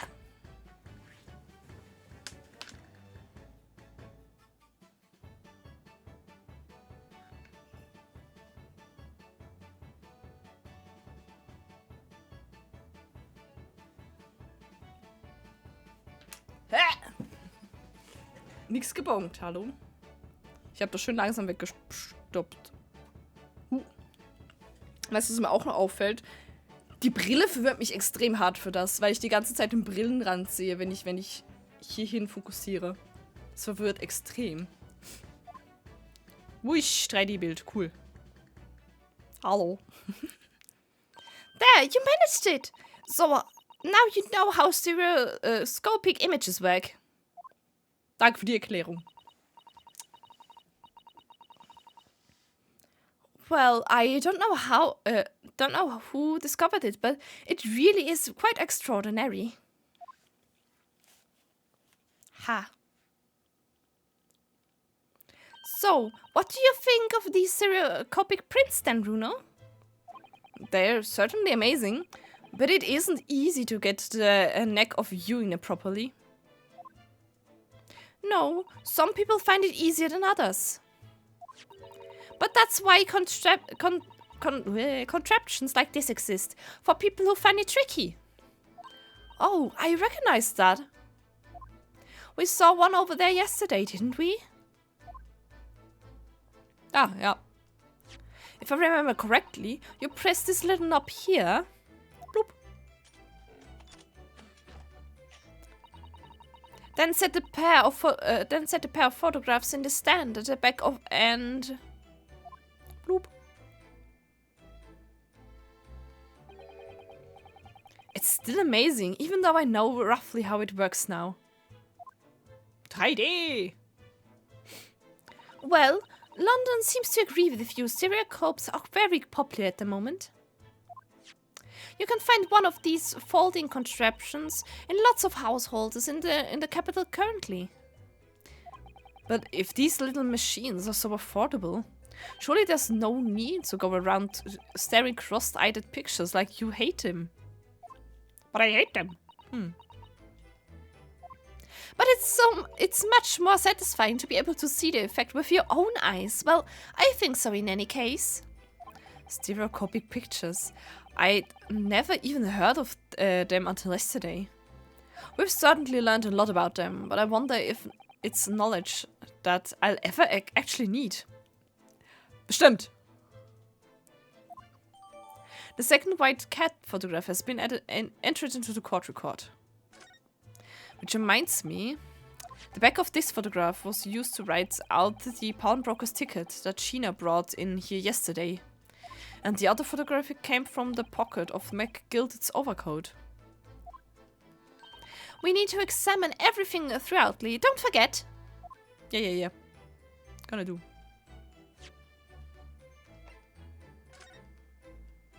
Ah! Look on the back of this print here. There's something written on it.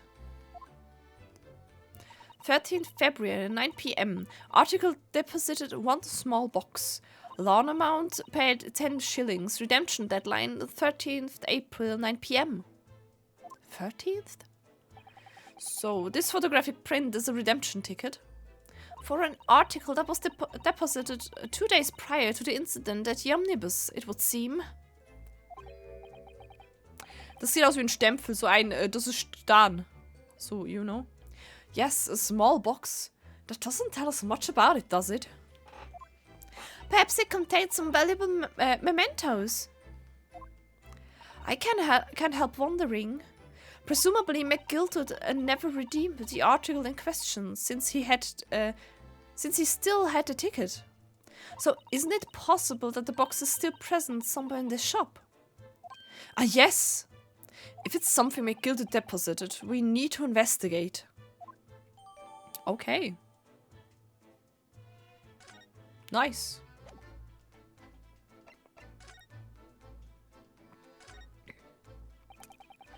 This is the ticket that Gina brought in here yesterday. Yes, having been entrusted to her by McGilted 2 months earlier. Article deposited one gentleman's overcoat. And the other redemption ticket was in the pocket of that coat. Yes, for a small box, deposited 2 days before the omnibus incident. Could that have anything to do with all this? And look, this dark red smear there appears to have been made by somebody's finger. Do you think it could be blood? Probably. Do you see any red mark as blood, Iris? That's a bit morbid, I think. It probably is blood, though. But it's almost certainly blood, isn't it? 10-year-old these days. Lol. A box. A small box. A small box.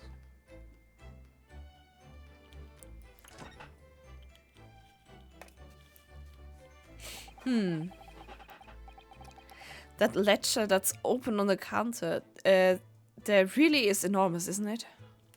It must be an awful lot of work to keep track of all these hundreds of items in pawn.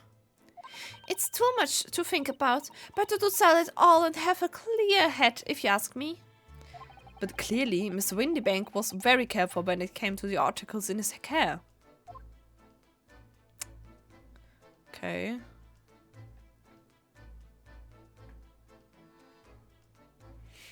Können da gucken. These shelves are where the pawnbroker puts articles that have been forfeit on display for customers to buy. Yes, it's a really strange miscellany, isn't it? I mean, who would buy this horse statue, for example? One horse. Well, sometimes you can find some real treasures among all the junk, you know. Are you right, Runo? Oh, it's just, well, it looks like a collection of useless junk as a whole, but when you pick out individual things, you can't help wishing you owned them. Even that horse statue.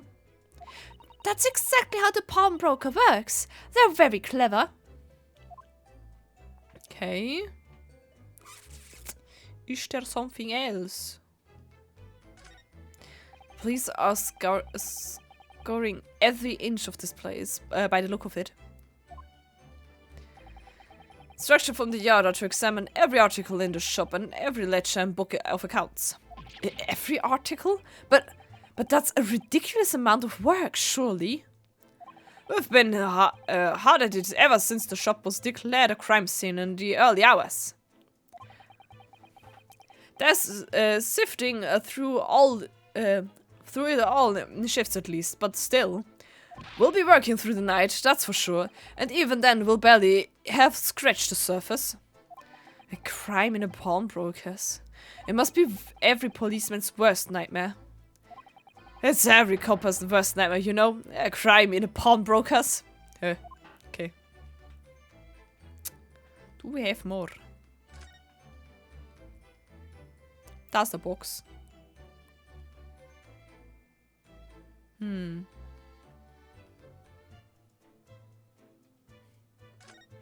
Lass nochmal angucken. I'm fairly sure this contraption was here yesterday as well. Here we are, though I'm not confident I can get it closed again. Oh yes, that's a folding stereoscope. Really? This is a stereoscope?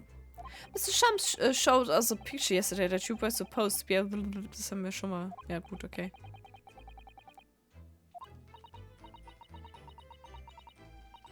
Ja, bla bli bli.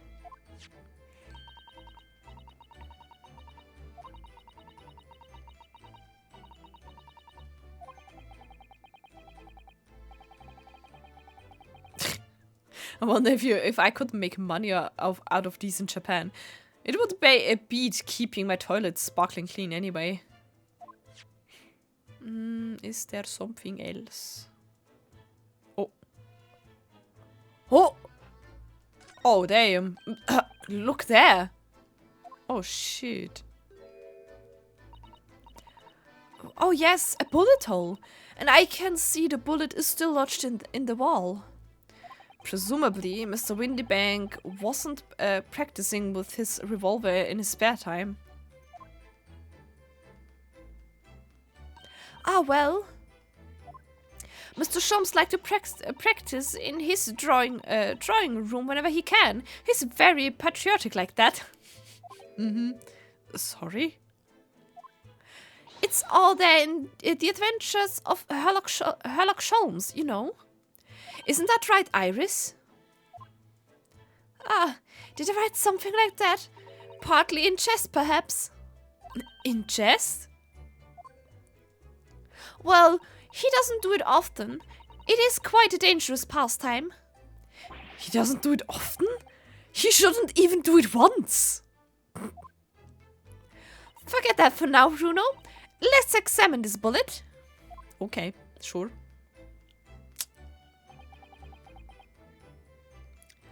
What's that around the bullet hole? Is it blood? A suspicious red stain on the calendar. Aha! I may well be able to help with that. What? There's nothing like the sight of blood to get the blood pumping, is there, Bruno? The fuck? I have a feeling I'm not as bloody-minded as you, Iris. Whoops. I'm afraid the sight of blood makes my blood run cold. There you have it, you see. When it comes to blood, we're all different types. Yes, what a scientific observation. You need this. Oh no. What is that scary looking thing? Harley and I haven't actually come up with a name for it yet. But as soon as you see it in action, you'll understand what it does. Uh-oh. Watch! Oh! Linoleum! Linol? Ist das nicht Linol? Ah! I don't know. Wie heißt das Zeug? I don't know. Oh! The color of the bloodstain has changed. There! Does it make sense now? Yes, I think I'm starting to understand. Good. It works on the principle that different people have different types of blood, you see? Oh. Oh, how wonderful! The chemical it fires combines with the blood and makes it change color. So you can identify whose blood it is that you're looking in a flash. Luminol. Ah, danke, danke. Aber es ist kein Luminol, es ist offensichtlich, macht das je nach Bloodtype. Das heißt, vermutlich AB 0. Oder wenn es 4 Farben sind, A, AB, B und 0. Close enough, I guess. Oh, what a fabulous invention, Iris. Isn't it? I bet Jeannie would say it's bleeding great. So, whose blood are we looking at then? Well, all the chemical does is turn the blood in different colors, so... Just find someone whose blood turns the same color and you'll know who it belongs to in a flash. Deus Ex Luminol, ah. Weiß ich nicht. Vielleicht hat jeder eine einzelne Farbe. Das wäre ja lustig. So, genau dieser Shade of Green ist dann Sholmes oder so, keine Ahnung. It's more like 2 flashes really, isn't it? 1 flash or 2. This could well turn out to be a very valuable clue. We must make a note of this in a court record. Blood sample has been entered into the court record. Okay. So, let's keep testing and adding the results of any other blood analysis to the portfolio. Und für alle Farben wie Menschen. Oh, no. Oh nein, mein Internet stirbt. Stop dying. No, don't. Please, no. Ah, es ging bisher so gut. As long as I have reagent left, sure. Actually, there's a stain on the back of that one photograph, isn't there? I think perhaps we should see if that can tell us anything. Ja, klar. Sonst gibt's hier nicht gerade viel. Um diesen. Whoop. Ja, dann schieß mal drauf. Mr. Naruhodo, I don't know if you've noticed, but there's something rather troubling here. I have noticed. The red smear, you mean? Yes, it looks like blood, doesn't it? I wondered if Susato-san had picked up on that. Well, in that case... Yes, we need Iris. We should show this to her before we forget. Ah, ihr zeigen... Ah, so. Ah, gut, okay. Okay, updated. Okay. Okay, und jetzt zeige ich das ihr. Present. Ah. Ups, falscher Knopf. Moment. Ups. Da, der Knopf. Oh, that looks like blood. Schieß drauf. I would say it's from a gloved finger. Almost certainly a gloved made of leather. Well, don't worry, Juno. You can leave the rest to me.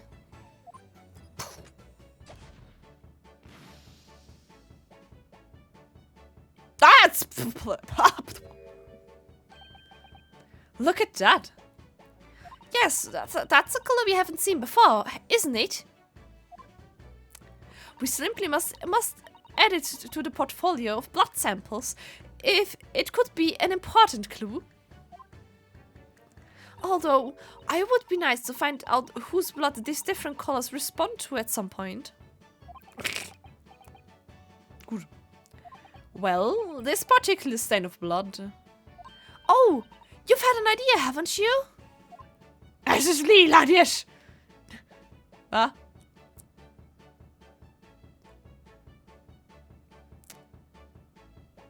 Wessen Blut könnte das sein, hä?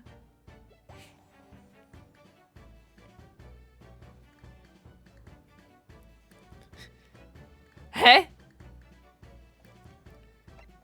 No idea.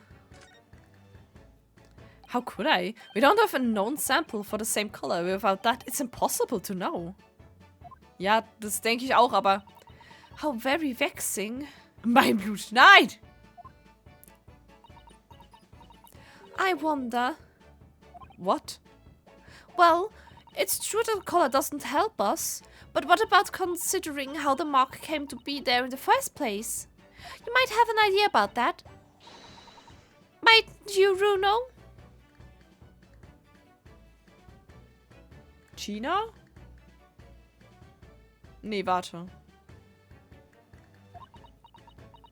Doch, China.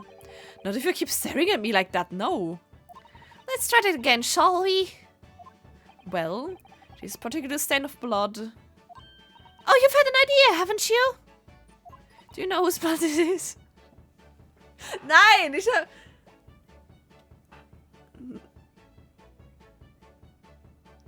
Ist es Chinas? Ergibt das Sinn? Nein, es ergibt keinen Sinn. Doch, es...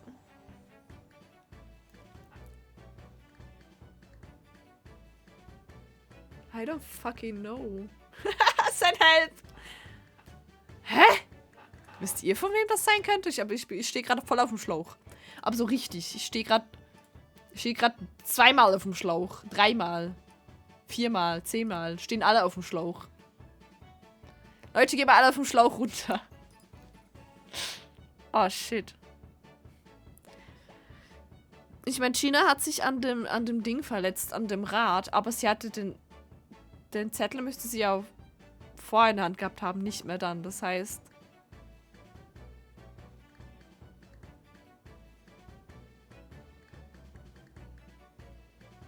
Ist es dann vom Windy Bank? Er hat gerade mein Handgelenk angestaucht für grünes Weins. Achso, oh! Please no.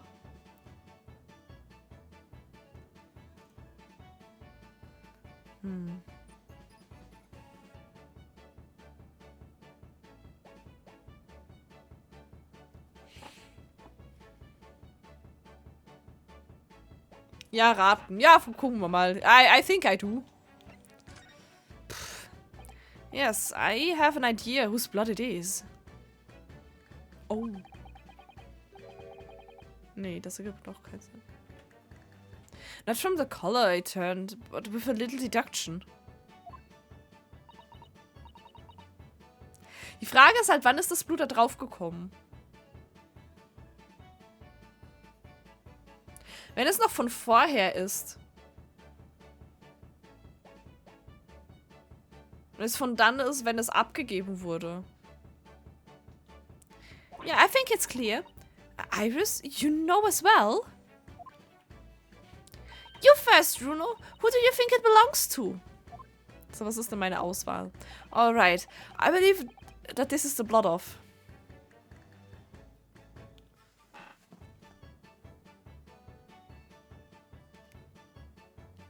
Wenn nämlich irgendwie am Mantelblut war.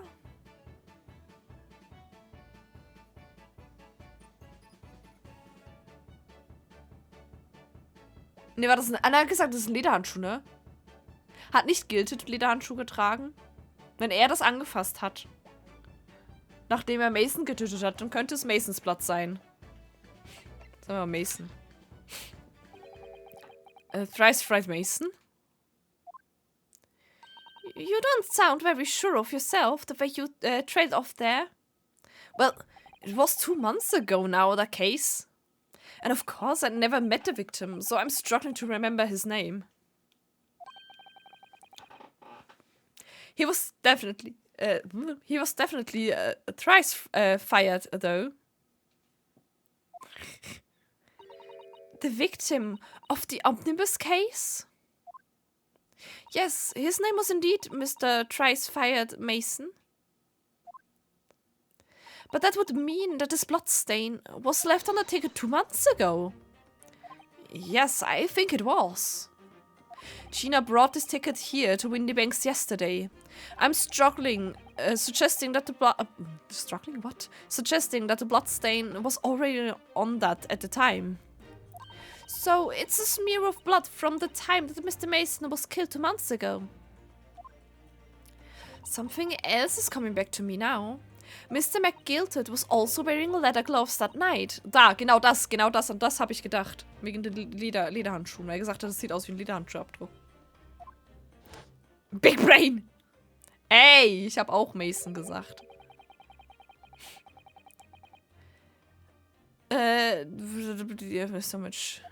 Genau, da die Lederhandschuhe. Und das ist nämlich der Daumenabdruck sogar. Warte. Es ist die... Doch, es ist die Hand. Wenn er das so gehalten hat, doch, ergibt Sinn. Doch, ja, doch, ergibt komplett Sinn. Ja.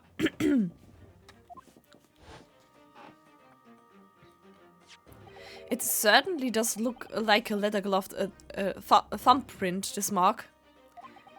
Oh, mein Internet stirbt gerade voll komplett, ey, scheiße. Nein! Stop it!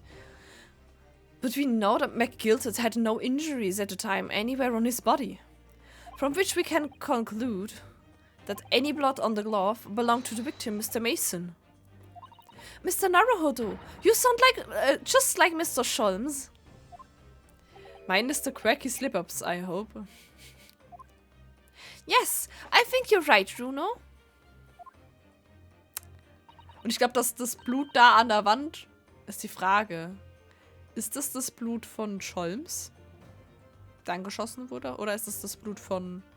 Es könnte auch das Blut von Windybanks sein. Und der wurde dann da hinten geschleift. Vielleicht finden wir da hinten noch eine Blutspur.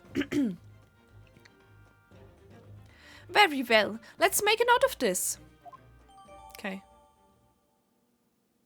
Identified as Mr. Masons. Wir haben sogar ein fucking Portfolio mit Blood Samples. Holy shit, ey. Wir sind ja mega die krassen Leute hier. So, kann ich da hinten gucken. Ich möchte gerne... Behind that door is the storeroom, isn't it? That's what Grexy said. Immer gucken. Let's go! Ich meine, was? Yes, and that's where I saw that dreadful scene last night. Through the little window in the door. Da ist bestimmt noch Blut auf dem Boden. Können wir überprüfen gehen.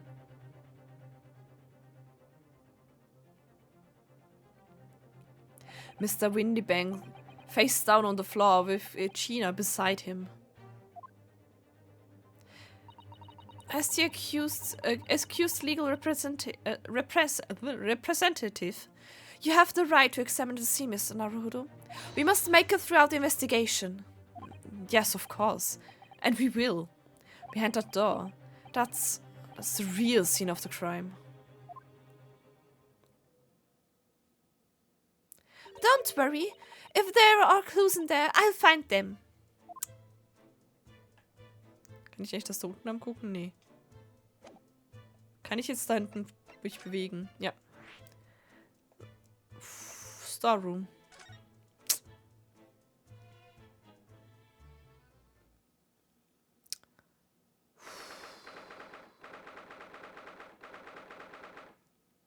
Okay. Windybang Star Room. Oh.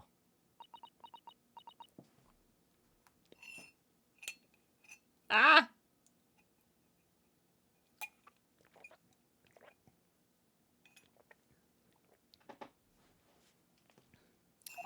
Poor Iris. She's clammed up completely. Iris is bound to find this difficult. After all, Mr. Windybang's life was taken in this very room only last night. Oh, Iris Nobbin! Hello! Ah! Ah! Wait, Inspector! What is it now, Sunshine? You took one look at me and tried to run away. You think a Scotland Yard inspector would run away from some chumped-up little defense lawyer, do ya? Yes. Iris, no. I just, well... Tell me, yeah? I've never seen her ladyship looking like that before, is the thing. I didn't know what to say to her. So you weren't running away from me. You were running away from a 10-year-old.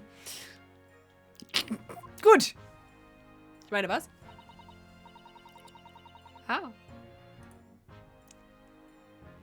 Jetzt will mein Hals nicht mehr bewegen. Au! Jetzt haben wir gerade vollen Dingsen in den Nacken gegeben, als ich meinen Kopf ein bisschen gedreht habe. Ah! Nee, der will sie mashed haben. Mashed Potatoes. Smashed Potatoes. Smash statt Potatoes Button, was? I'm afraid this is a little much for young Iris. Some gentle reassurance might go a long way, perhaps, Inspector. Ich liebe den Inspector, er ist so gut. Oh, no, look at her! No. Abin.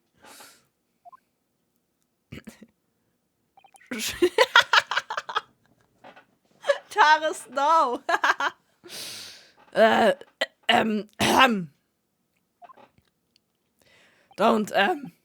Don't trouble yourself, your ladyship. I mean, at least you're not dead, are you? What the fuck, Rexon? What the fuck? Grabs, what? So. Das ist doch nicht comforting, what the fuck? Ja, wenigstens bist du nicht tot.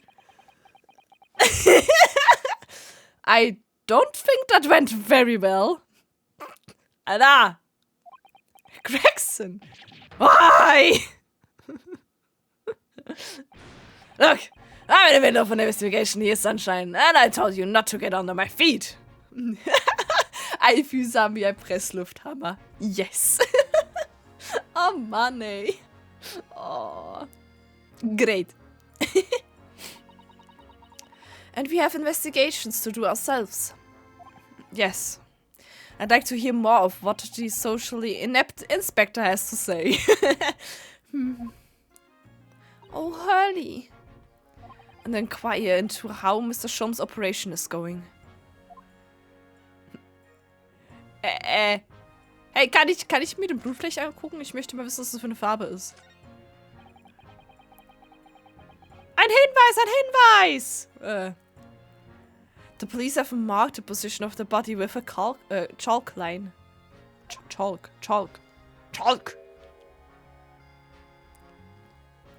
Oh, Mr. Windybag. He was a nice old man. Er bin nur 48, what the fuck?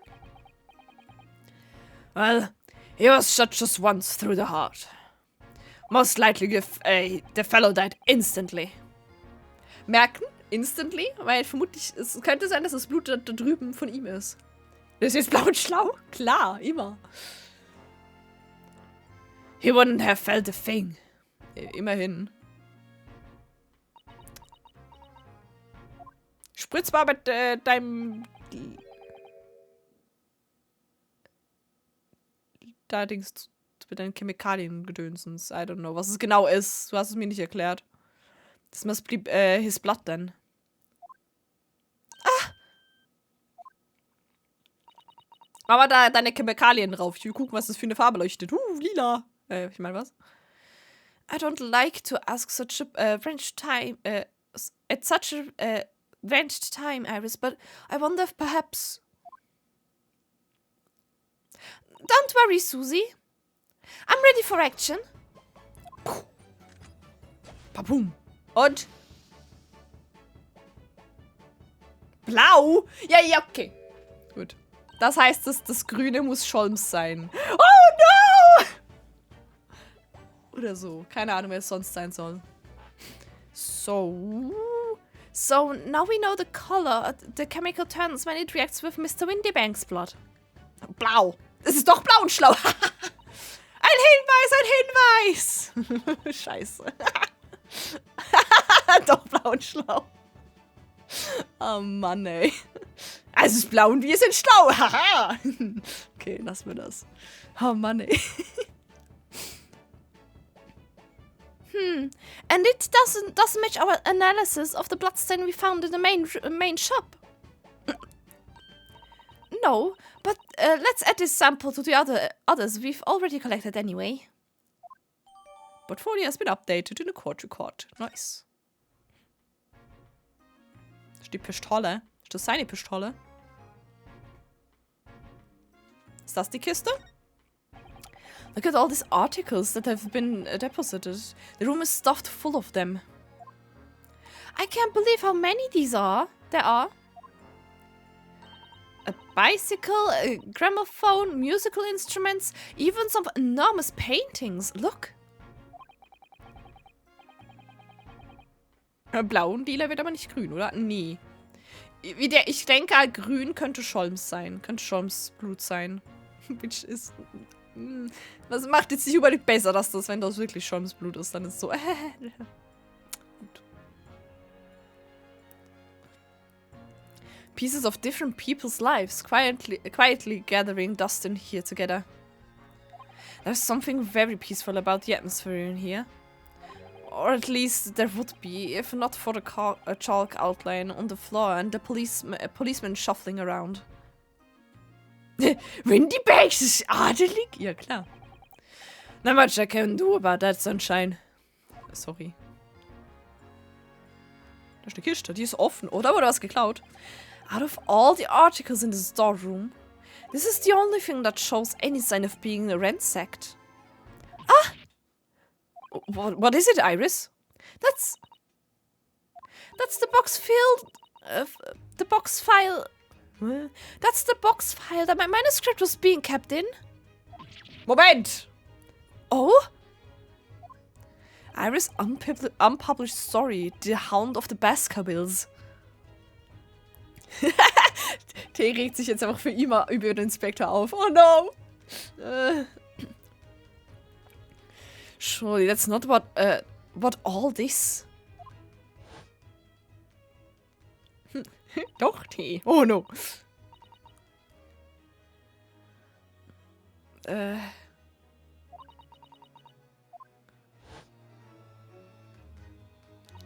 We must check inside the box at once. Yes! Und? Ah, ist gefunden. Ist leer. It was there. Every story was there. Okay, dann war's da. Okay, Question, so was ist passiert? China ist eingebrochen, wollte gucken, ob es da ist.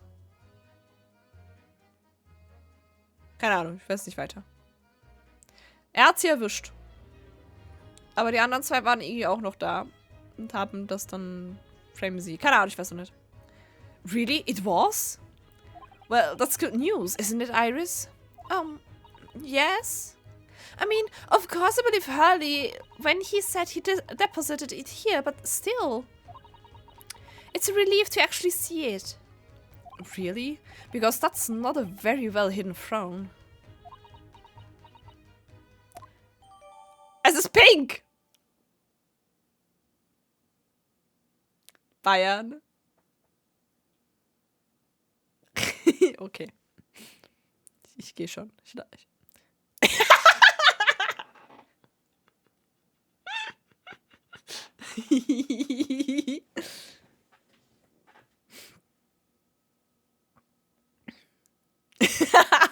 Ja, Taris fand den auch gut. Sorry, not sorry. Kannst noch zitieren. This is a revolver. A real one. And quite possibly the murder weapon used to take Mr. Windybank's life.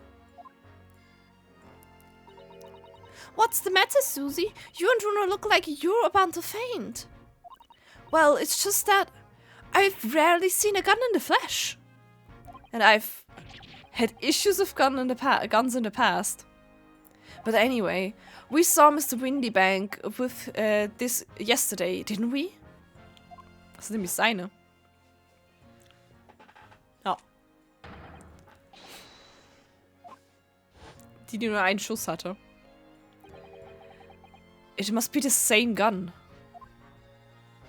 And last night, when I looked through the spy hole in the door of the storeroom here, that was the same gun I saw in Sheena's hand. Mr. Windybank told us that he only ever had a single bullet loaded in his revolver, didn't he? Well, it's empty now. The one the one and only bullet he had in his gun has been fired. So we can be fairly certain that only a single shot was fired from this revolver. Okay. Sonst gibt es hier nicht vieles, ne? Wir können auch mal mit Ding reden, in dem Fall. Ja. Hallo! Ach nö, jetzt muss ich ihn noch mal reden. Scheiße, meine Stimme. Aber ich glaube, viel länger machen wir nicht mehr.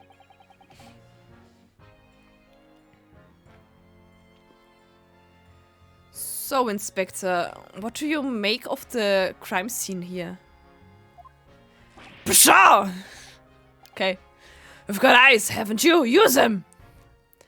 It is what looks like. Nothing more, nothing less. Iris, could you lend me a hand? So, Grexy, what do you make of the crime scene here?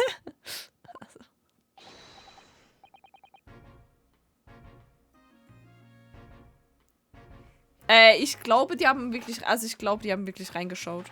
Wenn ich das richtig verstanden habe. Ich bin mir nicht sicher. Ich weiß nicht, ob irgendwer das wirklich gecheckt hat. Oh yes, your ladyship. Do allow me to humbly explain.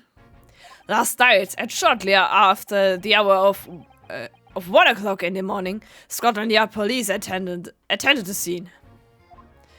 The one and only door to this storeroom was found locked from the inside. So it was locked from the inside. The lock appeared to be broken now, though. Was that the police officer's doing? Quite right, ma'am. Quite right. We took the liberty of smashing the door in as humbly as possible. Oh! As you can see, the victim was discovered prostrate on the floor, thus-wise. And next to the aforementioned body, we discovered the vile gutter child. Are you talking about Ginny? She's my friend, you know, Inspector. Miss Lestrade, the helpless girl, was curled up on the floor, dead to the world. She's still alive, you know. Yes, when I saw her, she appeared to be unconscious. And I'm half afraid to say she had the gun that was used in her hand. No! Yep. Presumably the gun that's still down there on the floor now. In her pocket we found the key to the door as well. What? The key to the storeroom? Ups, das war die falsche Stimme, ne? Ups, egal. And you say the storeroom had been locked from the inside, Inspector? Correct. All of which leaves her ladyship's friend. And something of a sticky situation, I'm afraid.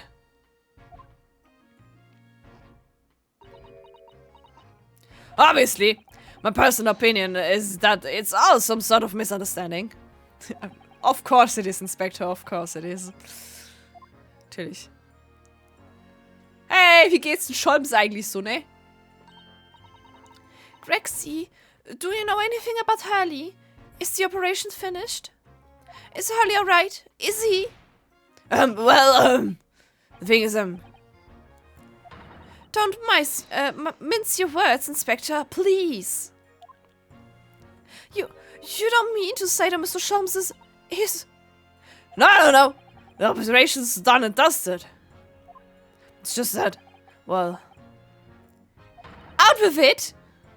Yes, ma'am! They use something called a general anesthetic. It's the latest thing. Renders the whole body insensitive. The whole body anestheticized? Is that even possible? Oh. It means the operation can be completed while the patient is fast asleep. Goodness. In the Empire of Japan, we can just imagine to provide laughing gas for a tooth extraction. The trouble is, the latest thing isn't always the greatest thing, if you follow my meaning. They couldn't get the medication to work at first, so it took hours for him to nod off, or so I hear. And now, as the OP is finished, they can't get him to wake up, apparently. Uh-oh! Oh, war das jetzt? Whoopsie! Oh my! No one knows if the anesthetic still is... if it's the anesthetic still in his system, or if the bloke's just plain exhausted. But anyway, all they can do is stand back and watch until he comes around again. Hurley. The moment he opens his eyes, ladyship, I swear I shall get word to you. What a surprise. Even in matters of life and death, Mr. Sholmes has to do things his way. Oh. Ja, F. Ja, also. Ich habe gerade keine Ahnung, wohin.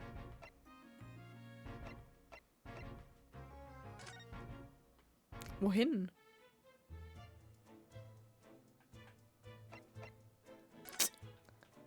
Wohin?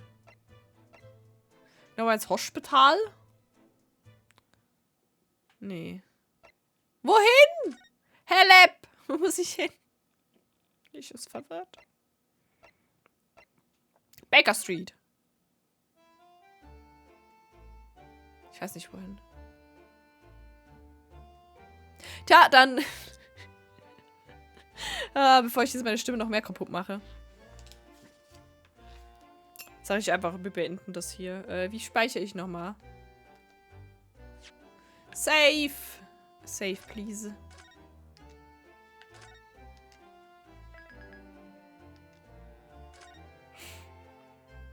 Finden wir dann raus. Ich finde auf nächstes Mal raus, wo wir hin müssen.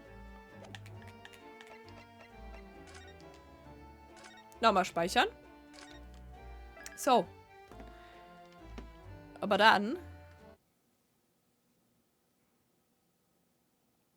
Gute Musik? Ja, wir haben das als Hintergrund. Tschüss. Nice. Nicht unbedingt die Tatszene an sich.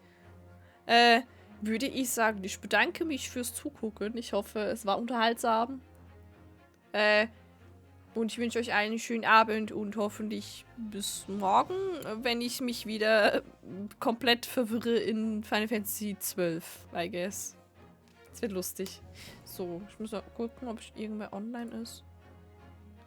Ist irgendwer interesting online? Mein Knopf geht immer noch nicht, for some reason. Hallo? Oh. Und anscheinend geht das gerade auch nicht. Hallo? Mal kurz gucken. Rave Party, also. Nee, sehe ich gerade niemanden online. Dann eben kein Rave. Rave. Oder? Nö. Na dann. Ich wünsche euch eine gute Nacht und